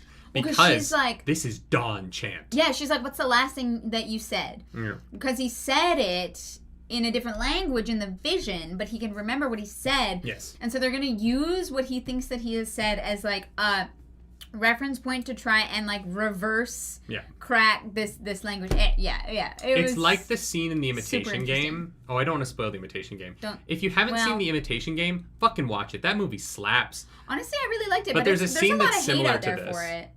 Yeah, well, I don't know. I liked it a lot. I liked it. I thought, I would have loved for Turing to be more gay, but like whatever. I thought Benedict Cumberbatch did a great job. Agreed. There's a great scene like this that is gone viral on TikTok like 12 for times. history. Yeah, sure. Yeah. Well, but I don't know how real that scene is to actual history. You know what I mean? Like it's the dramatic turning point of the movie. Okay, right. It's my favorite scene in that movie. It's so fucking good. Mm-hmm. And every time that TikTok comes up, I watch it all the way through because I love that movie. Yeah. Yeah. Anyway, so yeah, they're gonna use Dalinar to translate the Dawn chant, which I'm assuming is gonna give them magic words so that they can cast better spells. But it also proves that Dalinar's visions are real because there's absolutely no fucking way that he'd be able to. His brain just like made up this language. Yeah. The Dawn chant is what I sing while washing the dishes. That's funny because it's Dawn. I can't Well use done. Dawn because I'm allergic to it. But Dawn. Go away, I'm no good for you. Dawn. Dawn. Ooh. Where did you go? I don't know. I thought you were going to go up to your harmony. I thought we were going to... There's no harmony on that one. Yeah, there is. There's the fourth part, the guys. Oh, that's not my harmony. Oh, okay. Wow. No. The only guy songs that I sang was when I doubled Frankie for, was it? No, I don't know. It was near the end. Doesn't matter. Yeah. Doesn't fucking matter. Yeah. I can't wait for the vision where Dalinar complains about the quality of copper. The quality I don't of get it. copper. Judah Canizers, thank you for that super chat. What's wild is the desolations were the equivalent of extinction level events of what Dalinar saw in Nohadon Vision happened several times. Yeah. Yeah. Yeah, the Harold's desolations... really fucked up. Yeah. Blige Monkey says, do we forgive theater kids? We're not theater kids. We are unionized theater adults. I am not unionized. I am a unionized theater professional. Thank you very much. There you go. I am not a professional. There is a big difference between being a theater kid and being a fucking Actors Equity Association member, okay? A Canadian Actors Equity Association member. Kid, I just want to be really fucking clear. You can be a child. I am and also not a theater kid. I am a goddamn theater professional coming to a town near you soon. Also, related book clubs dates throughout the rest of the year are going to be a little weird. Okay, we're going there. Just surprise. You are going to have to blame a theater kid, unfortunately. Uh-huh. Book club will be on different days throughout the rest of the year. No, not starting in October. Sorry, in October. Because reasons. I booked a job. Yeah. Sorry. And unfortunately, the performances are on Friday afternoons at 1 o'clock. Yeah. Yeah. Surprise! I'm a Drop theater that man. bomb. No, it is Because important. we didn't do housekeeping at the beginning of this episode. Yeah. I was trying to get right into it, and then we talked for 40 minutes. Yeah, no, guys, just so you know, I did get a job in the theater industry. I'm going to be doing a performance of a show in Toronto. So if you are Toronto-based, you can come see me do it. We'll give you info. Once I can announce it. I can't tell you what it is yet. Yeah. But the problem is that I won't be available on Friday afternoons for 3 months. So... Yeah. We're thinking it might be Sunday book club? Or Monday. No, Sunday I have shows. I thought they were, like... At 10 and 1. It would be Sunday night. Yeah. Yeah, so it's a show aimed at kids, so it is earlier in the day than a typical performance. Yeah. But the pay is very good. So I'm gonna do it. Because we gotta buy a new fucking camera. John Schmidt says, okay, so not random days every time the whole thing is switching. No. There might be a period for rehearsals where that is true, and then it'll be different for the shows. Yeah. So I don't have my rehearsal schedule yet, so we don't know yet. Just wanted to give you guys a heads up months in advance. It's 5 days. Your days off should be the same every week there, but we'll see. We'll see. I don't know that the rehearsals are 5 days a week and the shows are 6. So I don't know. We're gonna have to let you know. I'm so sorry. I know that is not a lot of information to go off of, but we gotta warm you up to the idea. We're giving you 3 months notice. Yeah. Calm down, chat. Yeah. If you were our employers, like that would be plenty of notice for you to go find another book club that's not this unhinged. Yeah. And so you might have noticed we kind of started ending the show before talking about chapter 61. We're going to talk about chapter 61 right at the end for reasons. For now, we're going to say, what's your high of the week, babe? Wait, I thought we talked about the languages and stuff. That was chapter 60. Oh, I see what you're doing. No, that's also 61, but it's fine. No, wait. Yeah, it doesn't matter. Sorry, what are we doing? What is your high? My high? For this week of reading. Wow. She does her high, I do my low. She does her low, I do my high, because we compliment sandwich this bitch. Next week, we're finishing the book. We are? And I promise, yeah, it's the end of the book. What? Oh, I thought we had another... No, it's the end of the book next week. Is it? Oh, fuck. Okay. My bad. Linus, thank you for that super chat. Congrats on the show. How much more book do you think is in this? I don't know. Linus says you should get me a shard blade with all your monies. I will buy you a shard blade for Christmas. Oh, boy. Oh, boy. Bogdan Danbog, thank you for being a member for 10 months. Thank you. Ian Nasir Copper is good. Do not listen to the slander from Nani. He is a lair, I swear, and by Incudus man. Guys, fuck off. I have no idea what that means. Genuinely, Bogdan, fuck off. Cooper? What? Who's I thought Nani? I read Copper. I don't fucking know. Cooper is good. Am says, how fast do you think you'll finish the book this week? Cooper, I don't know. Probably by like Sunday. So confused. Because we'll probably record the 3 chapter. How long are the 3 chapter reactions we're doing this week? Good question. It's my high 53 minutes, 45 minutes, 56 minutes. Okay, yeah. So that's 3 hours. Yeah. So maybe we'll do that Sunday. Oh no, because then we have to do House of the Dragon, which is long. We will get to it. We'll get to it. We just have to start some. We also have to do. There's a lot that is. Oh my god, I can't believe we're finishing it. She thinks it's the Book of Endless Pages. I know. She thinks it's the what? Are we not finishing it? No, I guess I don't know. It's the book. Oh, no one commissioned anything in part 5. That's interesting. All the commissions are for part 4. What? The last 3 commissions are all for part 4. No one commissioned anything in part 5. Oh, in the book, part 5. I was like, for what book club? No. Oh my god, all of these chapters are so short. Oh, at the end? Maybe it's more of an epilogue. Does nothing else happen in the Shallan plotline? That's it? That was Shallan's whole plotline? Then how do you know that? Because she's not back until part 5, and the longest chapter is 25 minutes. So fucking nothing happens in Shallan's plotline the whole book? Oh my god. Okay. Alright, anyway. Okay, alright.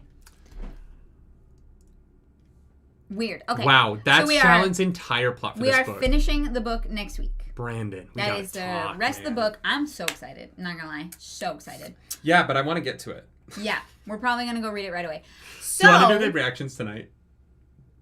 Maybe. Do you want to just go read and then do the reactions tonight and be done with this fucking book? I think chat would like that, but it depends on how much you like chat.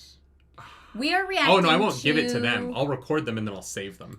That's so mean. I'll make them wait. I'll release it minute by minute throughout the week. So we are reacting this week to chapters 67, 68, and 69. 67 is the free reaction, and then 68, 69 are both commissioned by Johnny Coleman. Thank you, Johnny. Johnny, those are your first commissions of this novel. Wow. Thank you so much for that. Oh my god.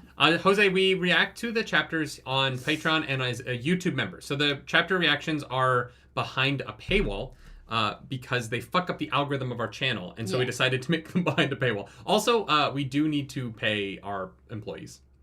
Yeah, we have an editor we have to pay. The copper is a history reference to the oldest recorded receipt.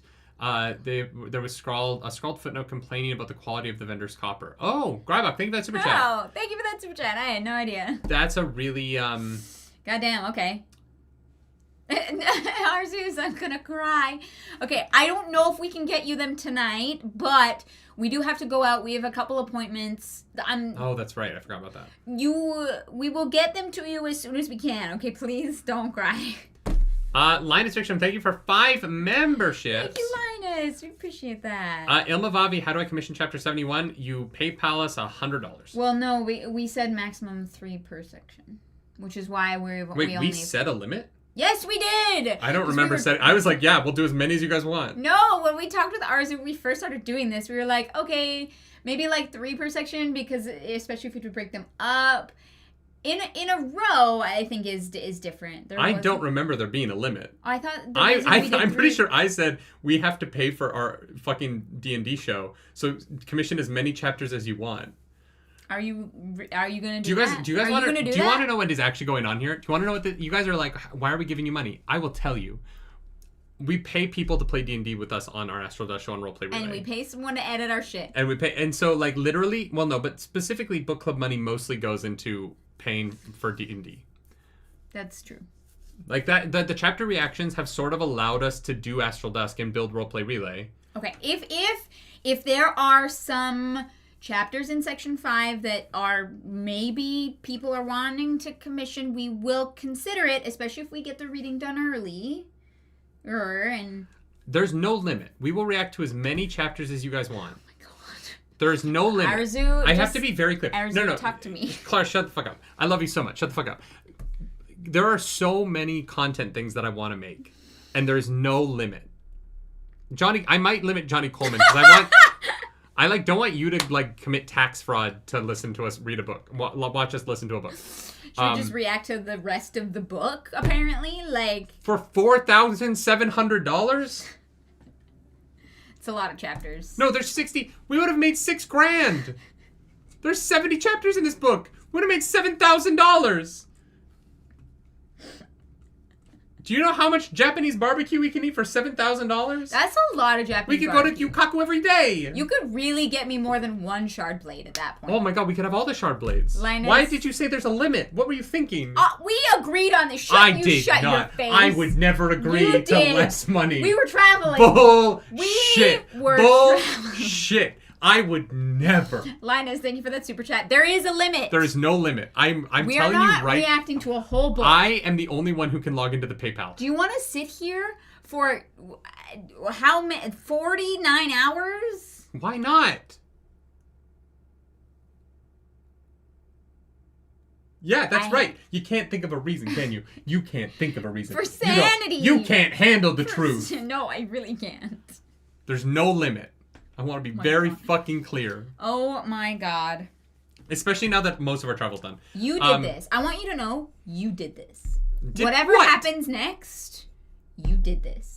Great. And when we pay our taxes next year, we'll feel really bad about it, I'm sure. If we can afford to pay our taxes next year. Oh my god. I'm already doing that for One Piece. What am I doing for One Piece? I'm not. You don't have to pay me to watch One Piece. I'll watch One Piece for free. You can pay to have it a week early, but that's true. There is now memberships on that channel, but if you're already a patron, don't you get that already on Patreon, so don't worry about it. Oh my god, y'all are unhinged. Okay, my high of this book, this is why the High Princes are still on the Shattered Plains. The high of this section was the flashback with Noadon. I liked it. It felt information heavy. I liked it, and I liked that that Navani was like, oh wait, there's a way to actually maybe prove this. I thought it was really fucking cool. It got me hyped for what's next, and so that is my high. What is your low? It's so hard. I don't really have a low. It's still just the pacing of the book, but I might say you know what my low is? My low is the moment coming back to the reading this week where Dalinar was like, well, maybe I won't abdicate. And I was like, fuck all the way off this fucking book. That's right. They're like, what do you mean? It's the only decision you've made this whole book. Just kidding. It drove me crazy. But the way it played out was fine. Like, the book is good. It's really well written. I am the lady who doth protest this too much. I'm enjoying it. I want to keep reading it. I'm not, out on it in any way. I don't know why I complain. I don't know why I fight. I don't know. I don't see the point in anything anymore. I just... You're in an abusive relationship with chat, you know? Even when you like things, you just have to... I don't know what it is. I think that, I think it's just you arguing what plot means. No, that's not what that's not what my feeling is. My feeling about this book is what I'm talking about on the show. I'm not really even talking about the book, to be honest. I'm talking about what it makes me feel. Okay. And I think that is where it gets complicated because I like the book. Mm-hmm. I think it is I don't like the book. I think the book is very well written. Maybe you're trying to just put on more of a show. Like, it's like book club, and it's like, well, we got to get, like, fiery about things. Because I feel like this off book club, too. Like, I don't have to be on camera to have these long diatribes about the show. But you are dramatic. I know.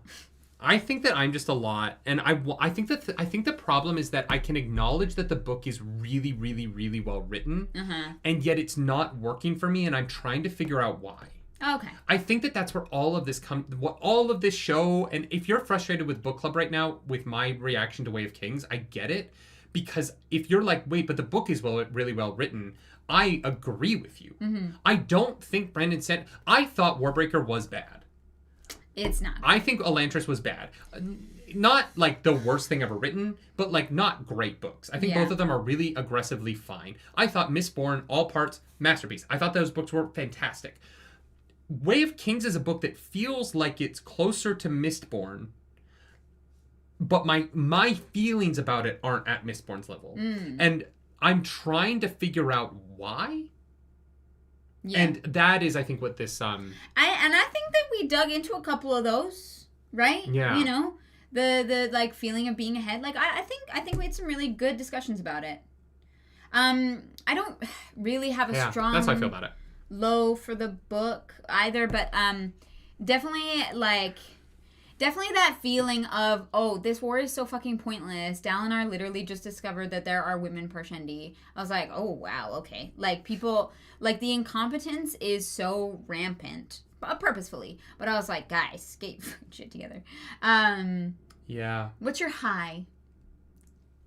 It's also hard. Not because there aren't highs. There's definitely highs.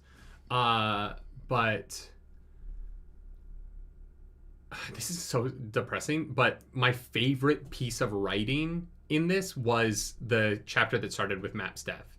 It was the most emotional feeling I've had in this entire book. Fair. It was the most visceral moment to me of everything, was the, like, Kaladin responding to Maps' death. I thought was just so well written. Mm-hmm. Like, it really shocked me. And I was making a joke to you in the reaction at the time, and so we almost missed it. Like, it was just one of those things where, like, it literally shut me up. It was so good. Mm-hmm. And so, yeah, I at the top of that chapter, I really, I was shocked at how moved I was by it. And when we finished that reaction, and then I was sitting later, that was the thing I spent most of last night thinking about. Yeah. Was that, right? Mm-hmm. And so I think, without a doubt, I thought that was the best part. Also, relating to what I just said about this book, I think that book club next week, I might be sitting here saying this book is brilliant. I just needed to read the whole thing to get there. Yeah. I really do. Like, I think that there's a way. I don't think the Shallan stuff is going to work for me until Words of Radiance, but I think that there's a path for this book to finally, like, do all of the plot stuff. The Sanderlanche could save this book for me. Mm-hmm. It really could. I see that. Because I am teetering on the brink of loving it. Yeah, because we would also have read it much faster without the breakdown and analysis of it. Yeah. It's tough because I love that side of it, but I also love speeding through a book.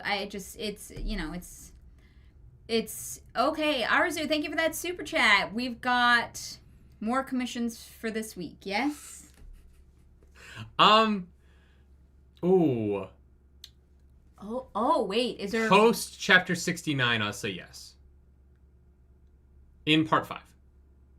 Part 5. Okay, they have to be part 5. Well, I don't know, because those are all really short. If you can get them to us fast. Let me see that list.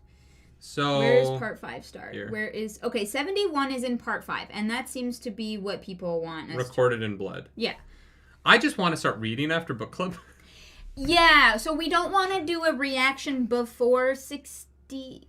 Which one are we doing first? 68? We're doing 67, 68, 69. Yeah, so no commissions before the chapters that are already commissioned, but after, yes. Does that make sense? Although the ones before are also all really short, so that might be why they weren't commissioned. They are? Oh, okay. Like, yeah, they're all less than 25 minutes. Okay. Arzu, how about you reach out to us and you let us know which chapters people are interested in. Here's the thing, we can't immediately read. We have to go to Osteo. Now. Yeah. So... I want to throw this out here. Just really quick, scheduling for the future. Right? Also, Michael Kiewski, thank you for that. Michael Kiewski, Kaladin's reaction map Seth was especially tragic considering he tore up the Slavers map in part 1. Yes. Yeah. Yes, it was. So, we're going to have book club next week. We're going to finish the book. Then we're going to be at Gen Con in Indianapolis the following week. Right. Then the following week after that, we're going to do a full book recap of... Oh, are we that close to Gen Con? Yeah. It's 2 weeks from today. Okay. Yeah, fuck. Okay. Yeah. Right? I'm not wrong. Mm-hmm. Yeah. Then we're going to do the full book recap on the 9th. Yes. Then on the 16th, we are going to do Expanse Book 1 full book talk.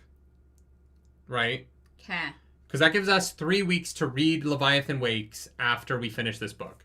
We're going to do all of the first book of The Expanse in one book club. Well, here's the problem, though. Then what?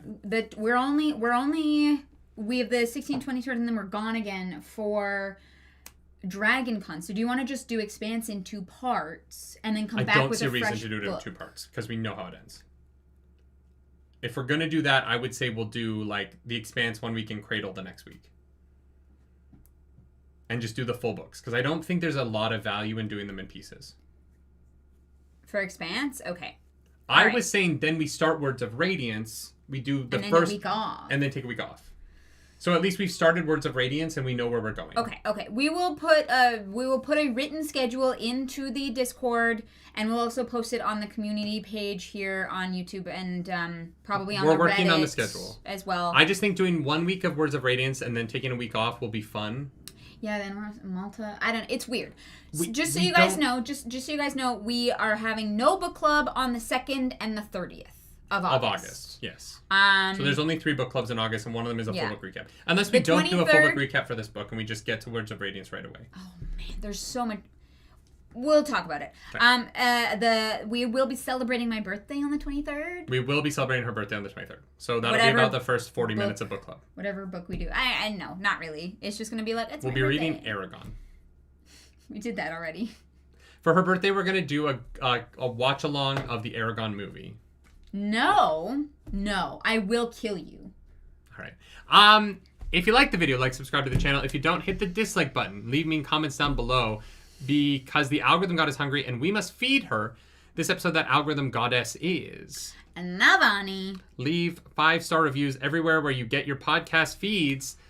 We are going to keep doing Cradle. I just think we're going to... I want to do Cradle in more of a different format.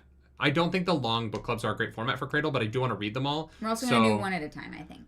Like a whole book. Yeah. So I think that Cradle... We're going to be testing a new format called Baby Book Clubs. That will be in addition to book club in the future, and I think that we're going to cover Cradle is going to be going to be handled in baby book clubs. I also want to do the Percy Jackson books in baby book clubs. I kind of want to read more. Weirdly, I also was considering doing the Uglies as well because the movie's coming out, but we'll see. I like reading a lot, and I want to read more. I get a little bit tired if I read too much of the same book all week. But I think that having some variety will be nice. And so baby book clubs might start being a thing that are like a Monday thing. That Clarice and I maybe trade off so that we don't, it might just be one of us. They'll be shorter and they'll just be like a book chat about a smaller book that maybe we don't feel like doing a 3-hour show on, or in this case, a 3.5-hour show. If you want to leave before Smut Corner, do it, but it's time to talk about chapter 61. Get the fuck out of here! Navani and Dallin fuck!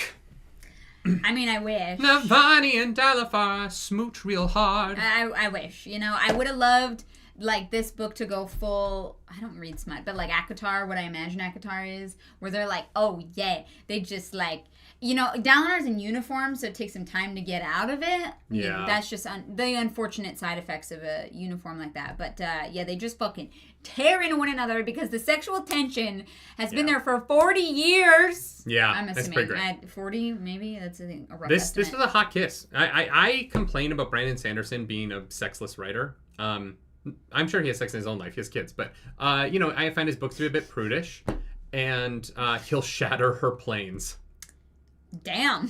I think that this was probably the most steamy thing we've read so far in terms of like success. Obviously, there have been sexual moments, but I think this was the most where like the eroticism of it actually came across in the writing really well. Okay, yeah. I want to compliment him on that. I thought he did a great job. Yeah, it was great. The tension's been there. I love that, like, Navani's, like, you know, these stupid, like, tradition things. Like, I want to want things. I want to be happy. I don't think she was, like, particularly happy with Gavilar from what the comments that she made. I don't believe that. I think there was definitely a time when she was. Oh, I'm sure. I don't know if she was by the end. Yeah. Yeah. But anyways, they bone the fuck down, and she's like, "Done, speak to me, baby," and he's like, "Oh, fuck, I don't know." Like, it's like people joking about, like, Harry Potter using parcel tongue when he goes down on a woman. To like really hit the clit. She's like, get down there and dawn chant into my vagina. Yeah, dawn chant. That's it. The other thing that happens in this chapter that we didn't talk about is that Dalinar, I can't remember what it was. There was some other thing that I was like, oh shit, we skipped over it. But Dalinar, I thought he just kind of kicked everyone. Well, not kicked everyone out. They like left. They talk about the old magic stuff. Yeah, where he's like, I will never reveal. The fact that he doesn't remember his wife because a witch took it from him is crazy. Yeah. But it's okay because he's about to get a whole bunch of new sexual memories. Yeah. They're gonna be unlocked. Navani's gonna two in the stink him one, just like really tickle that prostate. Could you imagine if you're like, yeah, old magic, I want to ask a boon, and then what they took from you was all of your memories of sex? You'd like start from like 0 and learn how to do it again and that get good muscle at it. memory's there though. He's gonna be so good and not know why. No, it's magic. You can take your muscle memory away. I don't think you can. You can only take away real memories. What if they took your boners away? Dong chant. Jesus Christ. Oh Is my that God. a shirt? Dong chant. That a shirt? Anyways, they fuck hard. I and went fast, to the past and learned dong and they chant. raw dog it. We have to leave. So yeah, bye. we gotta go. Thanks for a great show, y'all. We'll be back next week. Navalny and Dalinar will probably be fucking more. And I hope that I love the book as much as you guys do when it's over. And if not, I'm sorry in advance. How dare you? I hate myself too. Don't worry. Bye. Bye. Thank you, mods. Arzu.